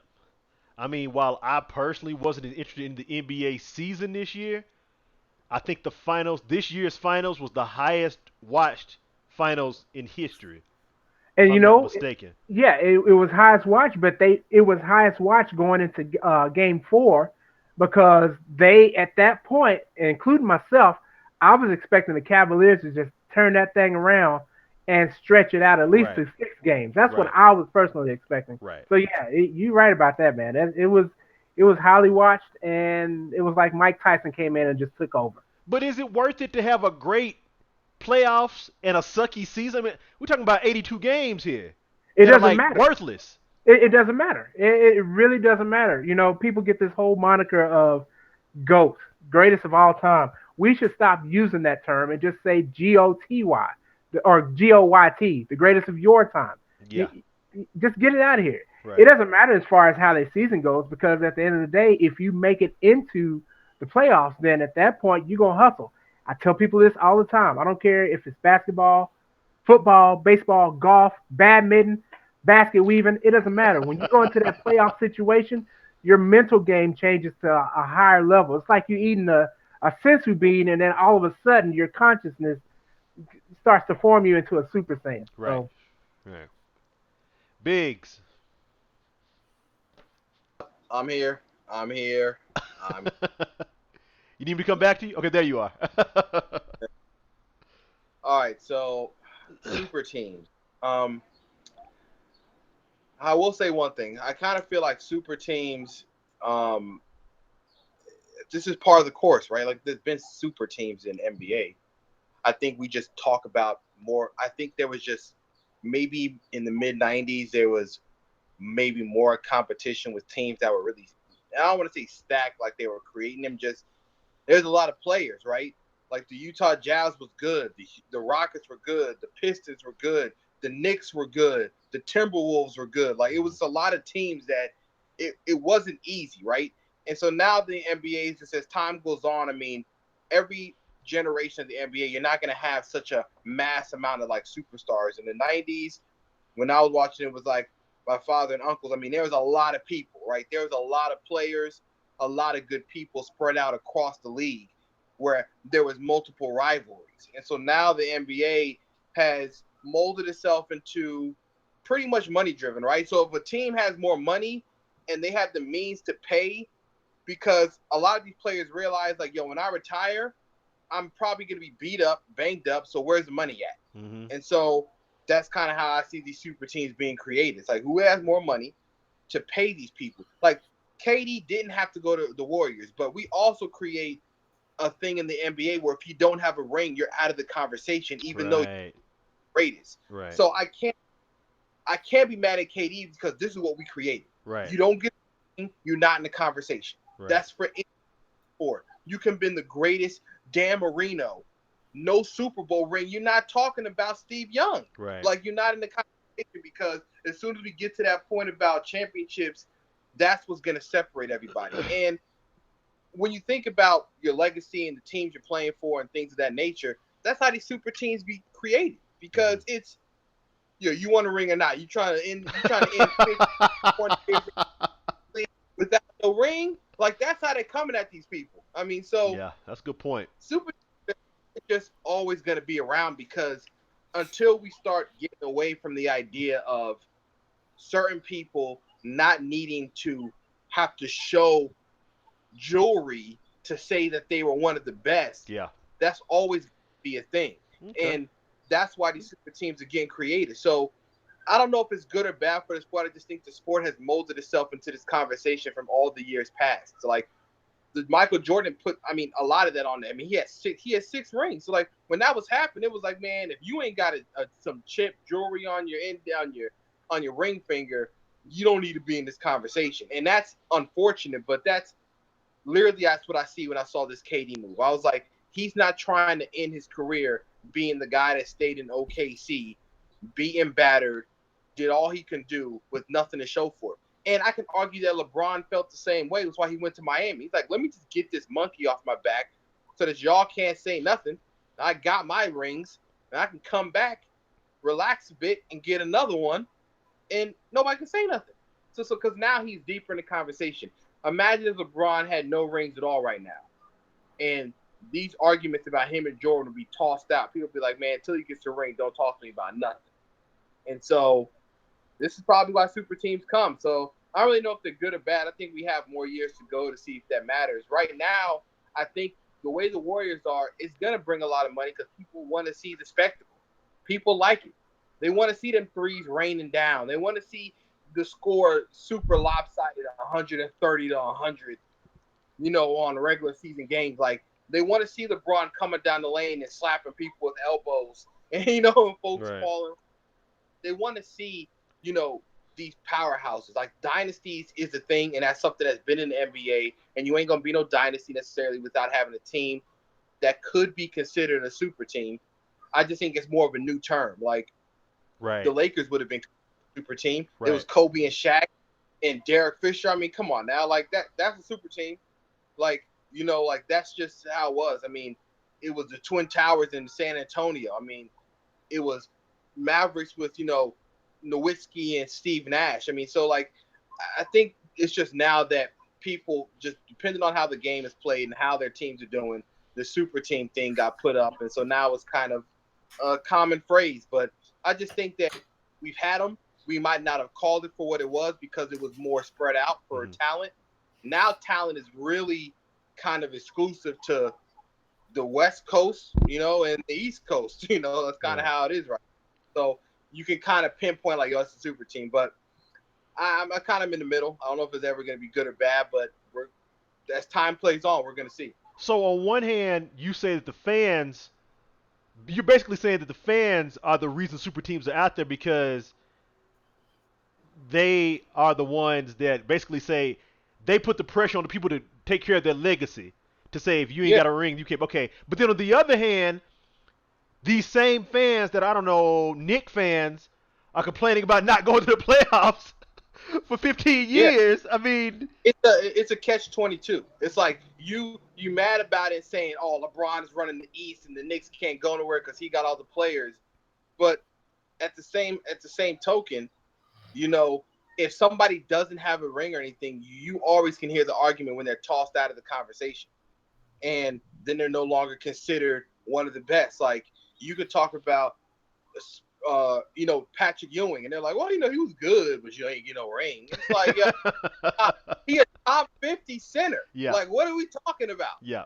One of the best centers to ever play. Yep. But because he doesn't have the ring, it's like he doesn't get that same panache that Shaq does. Right. You know, Shaquille O'Neal gets an extra big because it's like, oh, and then they also get boosted up. Like once you get a ring, you can retire, be a announcer, you get all this extra. You get extra. He's a champion, ex-champion player. I mean, we do this for any sport in America. It doesn't matter what it is. If Serena wasn't winning them Wimbledons, she wouldn't be with Nike. Okay? Like we do it with everything. And so at some point in time, when you're looking at this as a player, you're gonna be like, man, Katie probably called him step after he lost, like, man, look, I'm really trying to chill and just get this ring, bruh. Like, let me slide through. You know, let me just get 2, and I might leave. I might retire. Like, his contract literally shows you that he's just trying to get these 2 little chips and get up out. He might bounce. Yep. Now they're talking about LeBron James might be leaving again. I mean, I heard about that too. Yeah. It's like the sport's too fickle. I mean, that goes into another whole conversation. Yeah, that's just people. Right. Yeah, but that's my thoughts on it. I mean, it's a catch-22. I don't think there's any good or bad in it. I think we're just like kind of squarely in the middle, depending on the conversation. Right. DV. Yeah, man. I would like to say, man, congratulations to the biggest cupcake in the game, you know what I'm saying, for going ahead and doing what he had to do. I mean, you know what I'm saying, shout out, you know what I'm saying. I'm driving through Austin next week, tossing sprinkles, cupcakes out the window, you know what I'm saying, so they can celebrate they boy, you know what I'm saying, the king of softies. Nah, no, Cam said it best, man. It's always been great teams. Like, we got to forget, like, you know what I'm saying? Like, what people seem to forget is look how many players in the NBA. How many really amazing players are there? Right. You know what I'm saying? There's maybe 5 or 6 next level guys. You know what I'm saying? And wherever they go, probably going to be where the winning happens. Right. You know what I'm saying? And same thing with organizations. Look at the main reason the Knicks ain't been to the playoffs in years is because the organization. The organization is sorry. The reason that LeBron left Cleveland the first time is the organization was sorry. You know what I'm saying? The only reason that this is happening in Golden State is that, first of all, they had amazing, like, I won't say luck, but it was like amazing circumstances that happened with the CBA and with the players' organization that allowed this to happen for this one-time predicament where you get this level of player going to a team like that. Right. Plain and simple. Like, this ain't going to happen no other time probably in history. You know what I'm saying? Right. So it's really a nitpicky thing. People are mad about it. Yeah, I'm mad about it because my team lost. But at the same time, it's basketball. Right. Like, there hasn't been a team that won the championship that didn't have pretty much the best players in the league. Like, if you're a team, if you're the Milwaukee Bucks and you ain't got nobody good, then you ain't got no reason to be in the conversation anyway. You better be happy with going to the 42 home games and watching your team try to win as many games as possible in the regular season, because that's what you're happy about. So you not even worried about the playoffs and the championships. That's not your lane, boo-boo. Stick to what you do. You know what I'm saying? Mekel. You're on mute, homeboy. There you Okay. go. Okay. All right. Super teams in the NBA. Yes. I mean, really, what more is there to be said? We've always had it. We just didn't have a title for it or a label for it. There's nothing really new about it. And that's going to be in any sport whatsoever. There's always going to be a super team or a team with, quote unquote, the best players or better players than others. And, you know, some people going to feel some kind of way about it. They're going to think it's bad and some going to think it's good. I mean, it is what it is. Right. I have no issue with it whatsoever. I think it's a good thing. I mean, because why not showcase the best of the best? Because if you got a super team, that already says they work to get to where they are. And then if there's another team that wants to be better, if you're hungry for it, then, you know, put foot to ass and get better to be able to be the next super team or to take out the super team. I mean, it just is what it is. In my opinion, I think it's good because it makes other people want to work harder. Other people may not see it. Fans may not look at it that way. Right. That's just my opinion. All right. So at the end of round 2, the scores are. Actually, we got a 3-way tie at the top with Biggs at 30, DV at 30, and Keith at 30, and Mekel at 28. Got to start getting good on them sports questions, homeboy. Out in round 2 again. What you got to say? Hey, if I hadn't said finesse, I'd still be in the game. This is true. This is true. I think that shot fired. I think he's salty. Yo, go get that De La Hoya. Go ahead and get yourself a stick around for the end of the show, please. Let me take care of this business up here. Okay. Alright, slide that back over. Alright, going into round 3. Yes or BS? Y'all know how it goes. There'll be a statement issued. You can say yes or BS and say why. Now, my understanding is that we have a phone call. Remember that number that Flash had earlier, that 1-900 number? He's actually taking a call from someone. So, see what the caller has to say. Dear Flash, I'm dating a man that thinks he's a superhero and puts his YouTube show before his chores.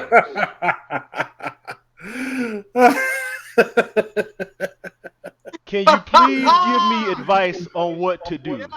Shots fired. Signed, Wondering Woman. Shots. Still, can you go ahead and do the He's Okay. sending hits. Okay. Let's see what Flash has to say in response. Dear Wondering Woman, if you love something, set it free. In other words, put his black ass out. Okay. Damn. Damn, that's rough. That's tough. All right, Flash. He went for the Next throat. time I see you, we're going to have a talk. Because we... Oh, my God! Oh, you nasty motherfucker! Oh. Yo, I'm done. That was quality. He's the winner right there. He's the winner. That was quality. Yo, why were you so terrified? Oh man. Dave, did you leave the show? Oh. Did she just put a plunger in my face? Man. Was it wet? Sounds like you need to DV, don't make me take points. Okay. All right. I'm just asking. I'm looking out for your well-being, man. That's all I'm doing. Nice long talk after the show, ladies and gentlemen. Hey, I'm out the game, and that mess was funny. Shut up, Alpha. I guess You better not doubt that 900 number, pay that $400 a minute either. Hell. I mean, Anyway. we see you Nah, ain't she really got that out. Superman. She got that one out in the first 30 seconds. She didn't even get that. Anyway. Clearly, Superman got nothing on Wonder Woman, so guess that's Round 3. Yes or BS?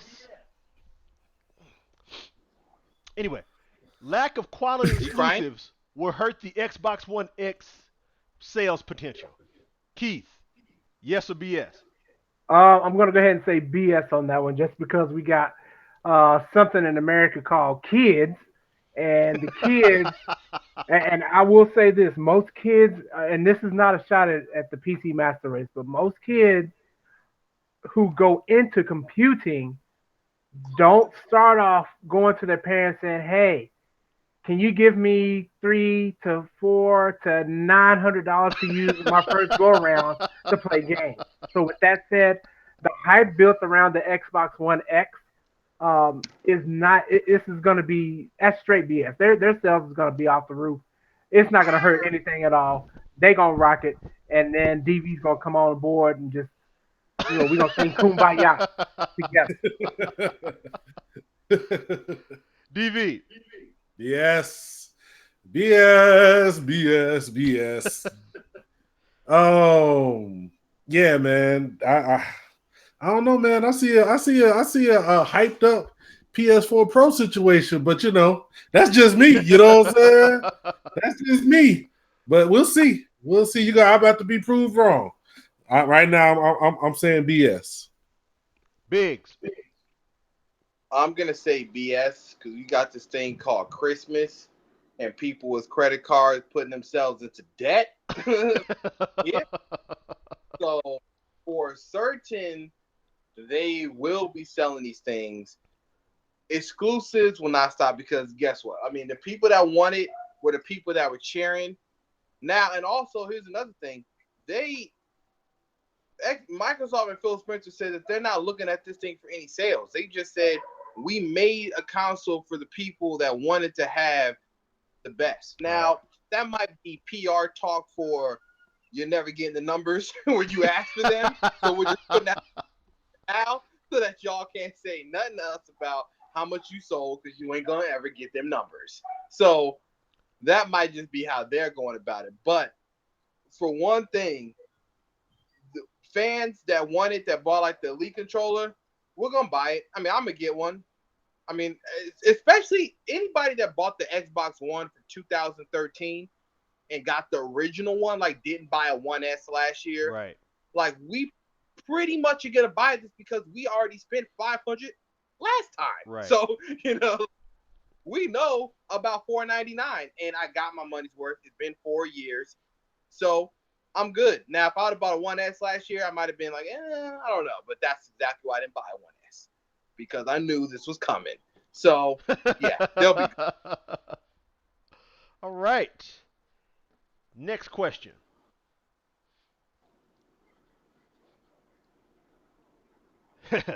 Kevin Durant winning a title with the Golden State Warriors justifies his decision to join the Warriors. Cam, yes or BS? Hold on. This is justified. That's an interesting choice of words. Let me give me a second. I'm gonna say yes. I'm gonna say yes because if his reasoning was that he can get a ring, honestly, that's all it was. I mean, he just wants a ring. That's it. I mean, there's no extra. There wasn't because he wanted to play alongside Curry and Thompson and Draymond. That's not why. He just wanted the ring, and he wanted the easiest way he was gonna get it. So, like, I get he's talking about this man is Duncan Hines with the frosting, Yes, yes, indeed. Can you not steal my points? He did. He got a couple of your points right there, DV. He tried to take my points and not let me live. You know what I'm saying? He went the easy route. I got it. Like he went the easy route. So for him, yeah, it justified. Like he said he's going his way because he wanted to get a ring. He got a ring, and he's probably gonna get one next year, or who knows what happens. But he got what he went for. So it's justified if that's in his head. The decision was he had to leave OKC to get it. Then that got justified because he delivered on his end. DV. Kevin Pepperidge Farm soft baked cookies Durant did what he had to do. So it depends. If in his mind, yes. You know what I'm saying? In his mind, yes, he did what he had to do. Still BS. I still, you know what I'm saying, I still contend I ain't never seen nobody get their ass whooped, then be like, hey, thank you for whooping my ass. Let me hang out with you. You know what I'm saying? You know what I'm saying? Bring your enemies closer. Nah. No, I understand. Nah, that's like the theme song of a bad 90s fight movie. One of those like, oh, I moved to the town and the rich kid picked on me, and then we ended up being best friends. Get that crap out of here. You know what I'm saying? I think I see Hostess cake like Durant. You know what I'm saying? Nah, but I mean, yeah, I mean, he wanted to win the championship, man. Like we said, that is what this is all about. He wanted to win the championship, and he wanted to find another way to throw Russell Westbrook under the bus while doing it because he's a snake-hearted ass dude. So, yeah, I would go with yes. Keith. Yeah, I'm gonna go with yes. For the same reason that the fella said, he's going for the ring. And that's all he wants is that bling. But it could be BS because we don't know what went behind closed doors in OKC before that last season, before he left. For all we know, he could have been like, hey, man, can we get some other players to get this team into a better position to maybe get a better go at it? Because remember, he's already tasted that playoff ball with OKC. He's already tasted that. That's a very good point, actually. Yeah, so if behind closed doors, it could be BS because the organization could have said, well, Kevin, let's see. And let's see turned into, hey, mama, let's take a trip to San Fran just to see how it looks over there. Let's feel the weather. They got a taste of that. Plus the fact that, Golden State was already favorites anyway. Yeah, man, that could be both. That could be both. Okay. Good points. The PS4 game shown at E3 will be enough to allow Sony to compete with the Xbox One S. DV, yes or BS? Oh man, that's BS because everything they showed at E3 won't be out for 2024. You know what I'm saying? So they'll be competing with the Xbox One X squared. Whatever the Xbox One X to the third power, the triple Xbox One X 15. That's what E3 was for Sony this year. That's who they competing with. Keith. Man, that's straight up BS. Check this out, man. This is a little stat that I kind of saw watching the E3. Let's go all the way back to Ubisoft. Y'all remember the last game? Well, first of all, shout out to that Mario Rabbids, whatever that mess was. Mario Rabbids was good. Yeah, that looks fun. Yep. But let's talk about that last game that they showed. And even with the Rabbids creator guy, both him and the last guys they showed emotion, and I enjoyed that because you could tell they put their heart into that, and they was getting all teary-eyed. I like that. Then here comes Microsoft. Microsoft is all like, hey, we have this new system. This thing is banging. $4.99. Let's get it and look what it can do. And then you're gonna put on there the 2018 Porsche on there. That was a reveal. Yeah, that was a banger move right there. Come on, Forza? No, like they had the actual Porsche. Oh, that's right. That's right. Okay. Yeah. So that was a banger move. Then let's take Nintendo. Nintendo was like, oh man, check this out. And when they brought out that Mario game, you're like, what? You get excited about that stuff. Yeah, it was true. Like I didn't like their presentation, but I still got excited about it. Right. And then there's Sony.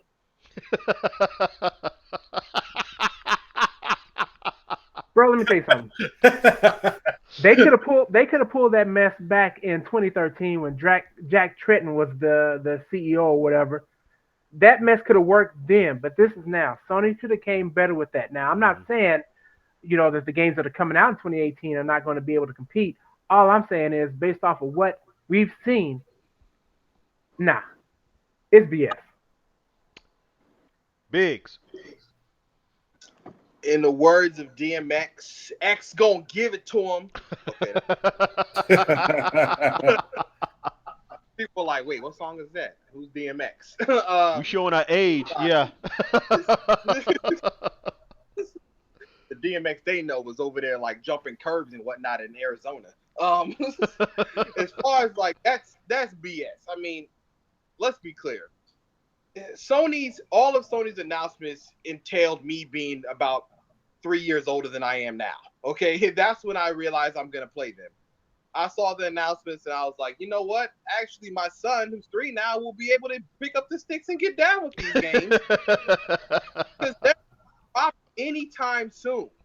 And even their biggest title they had was a Spider-Man. The other stuff that I see that's happening is I'm seeing a lot of like remakes, right? So when the Shadow of Colossus came on, I got amped because I really thought they did a sequel. Like I was in the theater, like, oh snap, is this Shadow of Colossus 2? This is major. Then I saw the title. I'm looking for the 2 to the power, the 2 lines, Roman numerals, nothing. I'm like, so they're gonna remake Shadow of Colossus. And then they show Crash Bandicoot, which is cool, but I thought I had a new Crash Bandicoot. And then they were like, nah, here's the old one, here's the new one. It looks better. I'm like, oh, so it's the same game. Okay. I'm like, where's the exclusive titles at? Them joints all dropping in 2018. And let me be clear, that early 2018 trash that everybody was doing, that means anything between January and April, okay? Anywhere between that, this game can fall. And then let me throw in delays, which means that this game also could be in June of 2018. So they don't have anything up against the One X for the One X though. Now, if you have a PS4 and you already have, you weren't buying One X, and you'll be fine. You'll play these games at all. But if they want something that's gonna go up against the One X, like, listen, Gran Turismo Sport. I know something is up with Gran Turismo Sport. I'm gonna throw this out here. I've never seen them announce Gran Turismo on the pre-show with the awkward live host and not on the big stage. Yeah. Like, when I saw that, I said, yo, they're not even as confident as they used to be. Yo, Gran Turismo, they used to walk up there with like 18 Lamborghinis, all revving their engine, like, yo, Gran Turismo's coming, run the tape. And this time, like Keith said, we got Fords out there dropping GT2 RSs. Nobody seen the car. I never seen the thing. I've only seen spy shots. And here this thing's up on the stage. I'm like, and then Gran Turismo, they announced on the side like it was a free snack. Like, oh yeah. I'm like, what is this? Like, you really gonna do GT Sport like this? They had this game, the announcers couldn't even pronunciate it correctly, and they just threw this game up there. And this is their big boy. Yeah. This is the one that's supposed to be the eSport title. This is supposed to be the one that's going up against Forza 7. This is everything it's supposed to be doing. So when I saw that, I was like, they ain't got much. Their E3 showed exactly the same games as 2016. Yep. And I'm going to throw something else out there. They should be ashamed of themselves for showing a VR game with Final Fantasy characters fishing. Almost threw our popcorn. I almost tossed M&Ms all up on the projector. Fishing in VR with my man from Final Fantasy. Yo, this is true. I've seen it too. Stop. Them VR games, oh man, like the VR thing, no, BS, BS. Okay, you want some 4K action? I mean, you know where you're gonna go. All right. Last question. Mayweather versus McGregor will go the distance. Yes or BS? DV. Oh hell yeah! Like it's gonna go 14 rounds because they're gonna be really fresh at the end. You know what I'm saying? They're gonna be like at the end of the 12th round, like somebody might get hit in the 10th round. Then they're gonna be like, my bad, I apologize for that. I forgot what we was doing. You know what I'm saying? Right. Let's stretch this out to 16. You know what I'm saying? And charge for the extra 3 rounds, which people are gonna pay for. This is gonna be the longest fight, the longest least punch hidden fight in history. Like, Biggs. Is the distance? This is gonna be Mayweather versus McGregor Braveheart edition. Gone with the Wind. Okay, like they're gonna be an intermission. They're gonna come outside and get some lemonade for me and DV. They're gonna chop it up with us real quick, and they're gonna go right back inside, and they're gonna take a Red Bull, and it's gonna go again for a couple rounds. Like this joint is not. It's not gonna end. It's gonna be 2 parts. They're gonna tell everybody go back to the hotels. We couldn't make a decision. Come back tomorrow. Rebuy Mayweather View for $500, and you can come watch the rest of this fight. There's no way this isn't going for everything they need. Okay, they're gonna make sure that every round is played. There will be no early round knockouts. Like DV said, they're not even gonna touch each other. They're probably gonna hit each other. He's gonna be like, "Yo, I thought we had an agreement." Like I you one time, you go to the left, you supposed to tap me once. Like they're gonna have like a blood brother relationship over there. Like, listen, man, I'm not gonna touch you. When I swing, it's only gonna be at like 30% power, so that we can keep going. In like end of the round, they're gonna be in there. They're probably gonna box in their suits. They might not even come out in shorts. They might just come out like, man, we gotta keep it classy for this fight. So, let me make sure I don't have any shorts on. Ain't gonna be no sweat. It's gonna be drinks on the side with little umbrellas in it. McGregor's gonna be sipping on. They're gonna have Doritos on the side. It's gonna be a martinis in between each round. Middle of the ring. He's gonna be eating the plate while he dodging shots. Like, oh my bad, I was kind of hungry today.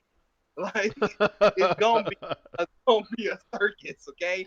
The buffet gonna be by the announcer's table. You can grab a plate while you also fight. This joint gonna, man, I'm telling you, it's gonna be crazy. I need to get some McDoubles and change out the wrapper so it can be McGregor's face on it and flip them things.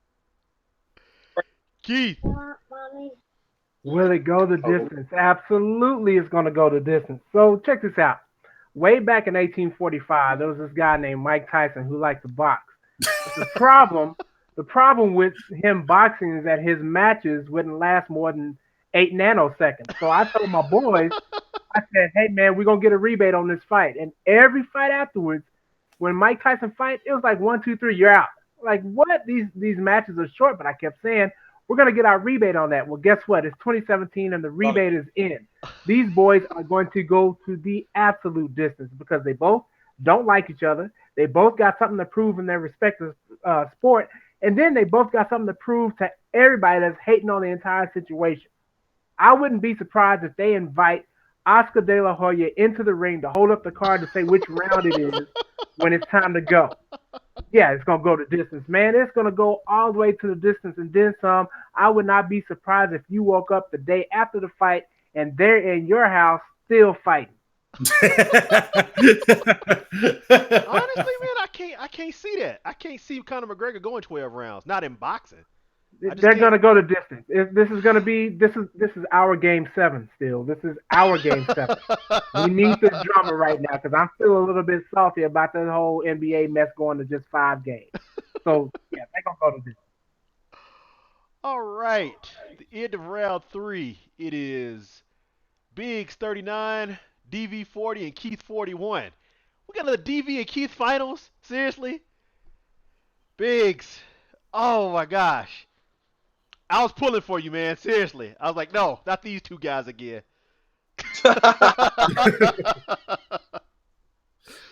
Nah, man, stick around. The Play with your rivalry son. is real. You know what I'm saying? Play with your son. We push your podcast at the end of the show.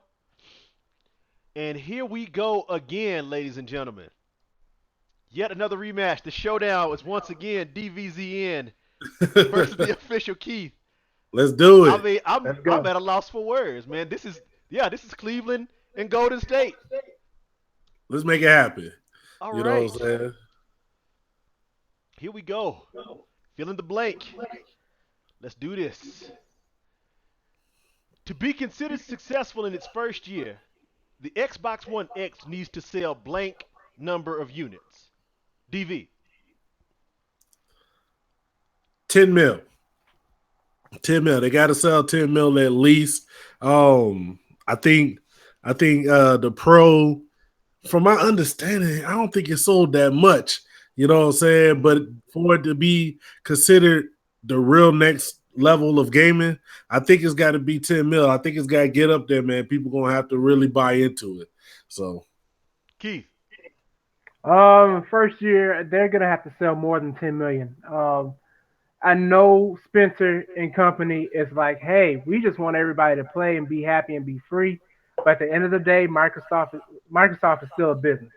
They're gonna have to sell more than 10 million units just to break halfway even with the amount of raw power and money that they're putting into that box. So it's gonna be more than 10 million. I'd say probably 12 and a half to 13 million units. I think Christmas will probably give a really nice boost, and when all the outlets start to turn on the reserve, whatever that you can reserve your unit, they're going to count that as well. So I think it's going to be more than 10 million units. Okay. Point to Keith. Next question. I'm starting shit. And it's the two of y'all even. An advantage console owners have over PC Master Race is blank. Keith. There's a lot of advantages that console owners have over the PC Master Race. For starters, portability. Now, I'm not saying that PC owners can't carry their PCs to wherever they go. Hell, I've seen cases that have handles that you can carry your stuff. I think it just would be a little bit easier to carry a console, especially with this new Xbox being a small. Another thing is that you don't necessarily like when you're in the PC Master Race, in my opinion, because I'm pretty sure DV is gonna go get at me. But in my opinion, or at least around the PC Master Race people I hang out with at work, they're always constantly, and I mean constantly, talking about, oh, I got to upgrade this. And I'm thinking to myself, didn't you just get that video card 3 months ago, and you're already ready to drop another $250 million on another card? You don't have to worry about that with consoles. It's right there, red eye to go. If there's an update, it'll come in an update push, and you're still ready to go. So there you go. DV. Man, the advantage console owners have over the PC Master Race is they get the extreme privilege of having to pay to play with their friends.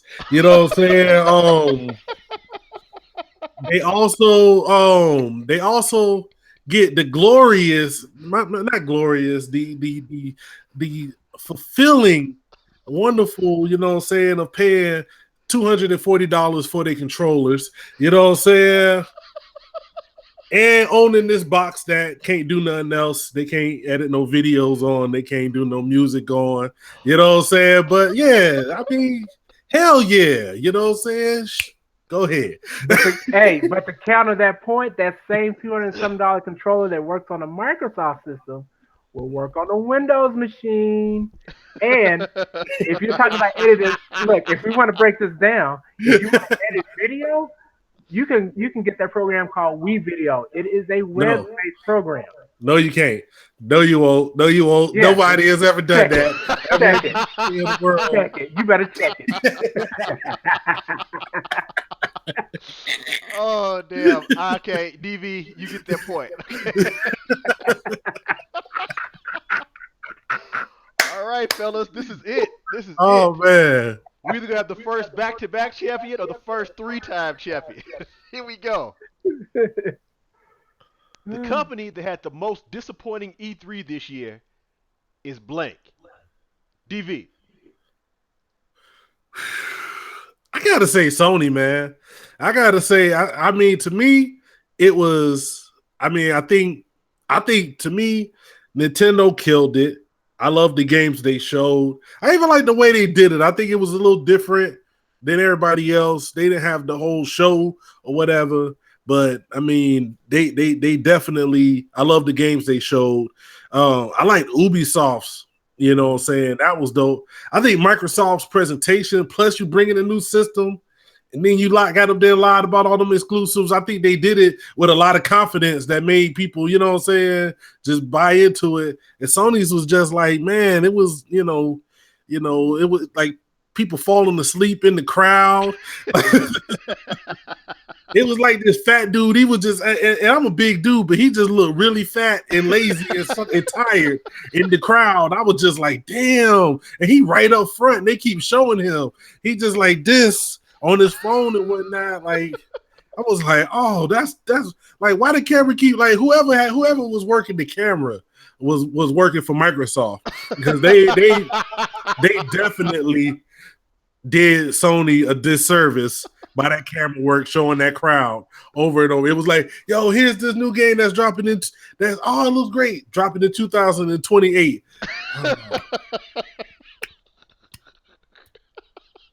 Okay, yeah, all right, wow. Oh, damn. Oh, that's all it was. That was bad, man. That was bad.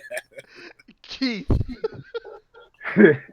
Yeah, it was straight up Sony. I mean, again, you go off of emotions. You go look at the presentations of everybody, or talking for that matter. Everybody had energy. Every single body had energy. Even if you didn't want to play the game, you were just like, oh man, I'm about to at least look into that game or go to my homeboy's house who got it and I watch him play. Everybody had this energy except for Sony. That dude, what is his name? I don't even know his name. Porky Pig, whatever. Just walking across the stage, you know he was hot, he was uncomfortable, he was thirsty.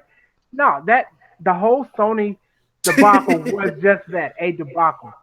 Sony they didn't bring it this year. They had every opportunity to, and they did not bring it. They could have at least announced like a new controller or a new colorway for a PlayStation 4 Pro or regular system, whatever the case may be. Sony did not bring it this year. Everybody else did.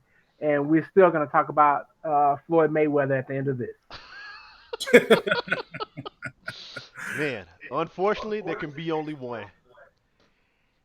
And that one is DV. Come on! I knew it. I knew it. I knew it. I knew it. I knew it. Three-time champion. Congrats. Congrats, DVZN has won it yet again, ladies and gentlemen. Hey man, as long as we're keeping it in Texas, I'm good. You know what I'm saying? I was good. Yes, sir. You know what I'm saying? What they know about the Texas boys. You know what I'm saying? What they talking about? You know what I'm saying? Already. If Keith had gone first, he may have got you on that last one. It was close. It was close. All right, homeboy, you got your 60-second rant. Go in. All right, man. I want to say, I want to take this time, you know what I'm saying, to continue my devastation and domination of Kevin. I need, you know what I'm saying, I ain't never met a brush I like Durant. You know what I'm saying? Like, I just want to let you know that, you know what I'm saying, that we coming for you, that the king done went bald. You know what I'm saying? Y'all not the rest of his headline was already back here. Now the rest of his head is joined up. So he ain't got to worry about pretending and spending time in the barbershop. That's more time dedicated to coming for that ass. You better be ready. We coming for you. Defend the land. It's going down. Holla at your boy. DVZN. You know what I'm saying? He dropped his mic, but he can't. That's an expensive microphone he's using right there. Man, I can't. I mean, you know what I'm saying? I would destroy too many things. It ain't going down like that. All right, everybody. Come back on, please, so you can push your channel. Thanks, everybody, once again for tuning in and joining us on this show, man. You could have been anywhere else in the world Saturday night. You chose to be here with us. We appreciate that. Once again, DVZN is going to be your champion, three-time champion of T.E.N.S. Keith, Just about there, man. Just about there. You'll get them next time. Thank you for tuning in. You did the belt a service, man. Glad to Yes, have you sir. on you. Yes, sir. Now I'm gonna let Hey, these what get. was the 10 point? What was the 10-point name? Word. Oh, the one that gets plus 10. Yeah. The Note 8. Oh, Alpha almost had it because he's had Note Alpha. 7. Alpha, you slipping. That should have been you all day. Yo, You was talking about it. Y'all, you're the phone guy, man. What happened? You should have been out there just talking Note 8 for no reason. Like, I want to start off with Note 8. Yo, where's Alpha and Mekel, man? Mekel's here. Alpha. Alpha sleep. Yep, I see Mekel over there switch creeping.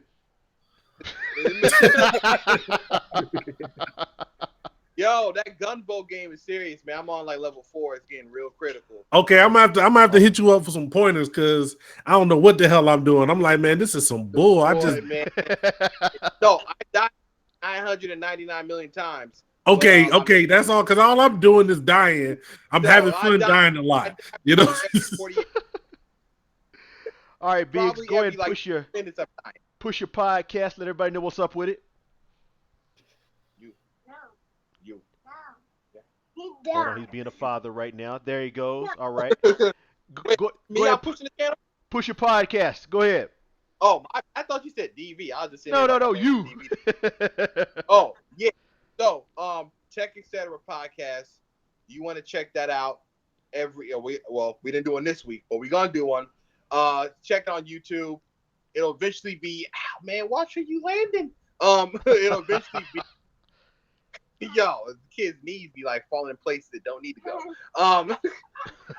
It'll be up on like iTunes, places like that soon enough. It's hosted with Mekel Kasanova. Me and him be ranting about the same stuff we talk here. We get into more detail. So catch me there. Former champion, official Keith. Yeah, this is your boy, official Keith IT. That's for in Texas or in technology or in wherever, Tallahassee. It don't even matter. Official Keith IT. Look for me there on YouTube, Instagram, and Twitter. Same thing. And I want to send a quick shout out to BG Tech Life. If you don't know, go check his channel out. Him and his boys, Team 100. They got a fat contest going on. They all giving away prizes. Just go to BG Tech Life. Check them out. Awesome. Mr. Mekel. Wait, can y'all hear me? Yep. Okay. What's up, everybody? It's your boy, Mekel Kasanova. I let people take the throne 2 weeks in a row or 2 games in a row. I'll be back next time. If y'all want to, my wife is banging on the door because I locked the door and I need to let her in. Catch me on arms. All right. And the 3-time champion once again with the crowd on his head, Mr. DV. Go ahead and push your channel, son. It's your boy Dookie, the creator of Bang. We all about budget and brand new gear. You know what I'm saying? I need to clarify something. Just because I like Bang and budget gear, it's gonna be some stuff that ain't necessarily budget on my channel. You know what I'm saying? And I don't need y'all to be judging me for when I break out with some stuff that gonna cost a little bit more. So you know what I'm saying? But come holler at the channel, man. DVZN Media. Shout out to my boy G Christ, one half of the crew 5-4 over in Afghanistan. You know what I'm saying? I just sent him some headphones. He's making beats in the desert. So it's going down, man. Y'all holler at your boy. You know, get at me. And we have the lovely Mrs. Mekel Kasanova in the house. Like, who you want to say what's up? Go ahead and push your channel, sweetheart. Let everybody know what you're doing. Hi. What's up? This is Leihua Joy. I do reviews on tech stuff and other reviews. I'm just starting, and I'm gonna cover other stuff. Still growing. Please watch and subscribe. Sweet. Mr. Alpha must have fell asleep at his desk, so your Alpha will give you a shout. Coming for Ryan's Twitter review. And ladies, if there are any ladies watching, we got one lady and Miss Mekel Kasanova over here, Miss Leihua Joy. I would like to get 4 more ladies to know their tech, their entertainment, their news, and their sports. I would like to do an all-female cast of this show. If you are interested and you know your stuff, hit me up at Tens.Stream at gmail.com. I would love to do that. I appreciate you guys watching. Thank you guys for tuning in weekend after weekend. So we're gonna do another show 3 weeks from now. Next weekend I'll be out of town. The weekend after that is 4th of July weekend. These guys gonna be either too drunk or too full of barbecue to come on the show. So that Saturday after that, we'll be back live once again. Thank you for tuning in. We appreciate you. We'll see you all next time on Tens. And happy Father's Day to all the dads out there. Cam, Keith, I know you guys representing. Thank you guys for being good dads. Holler at you all later. Peace out. Happy Father's Day, man.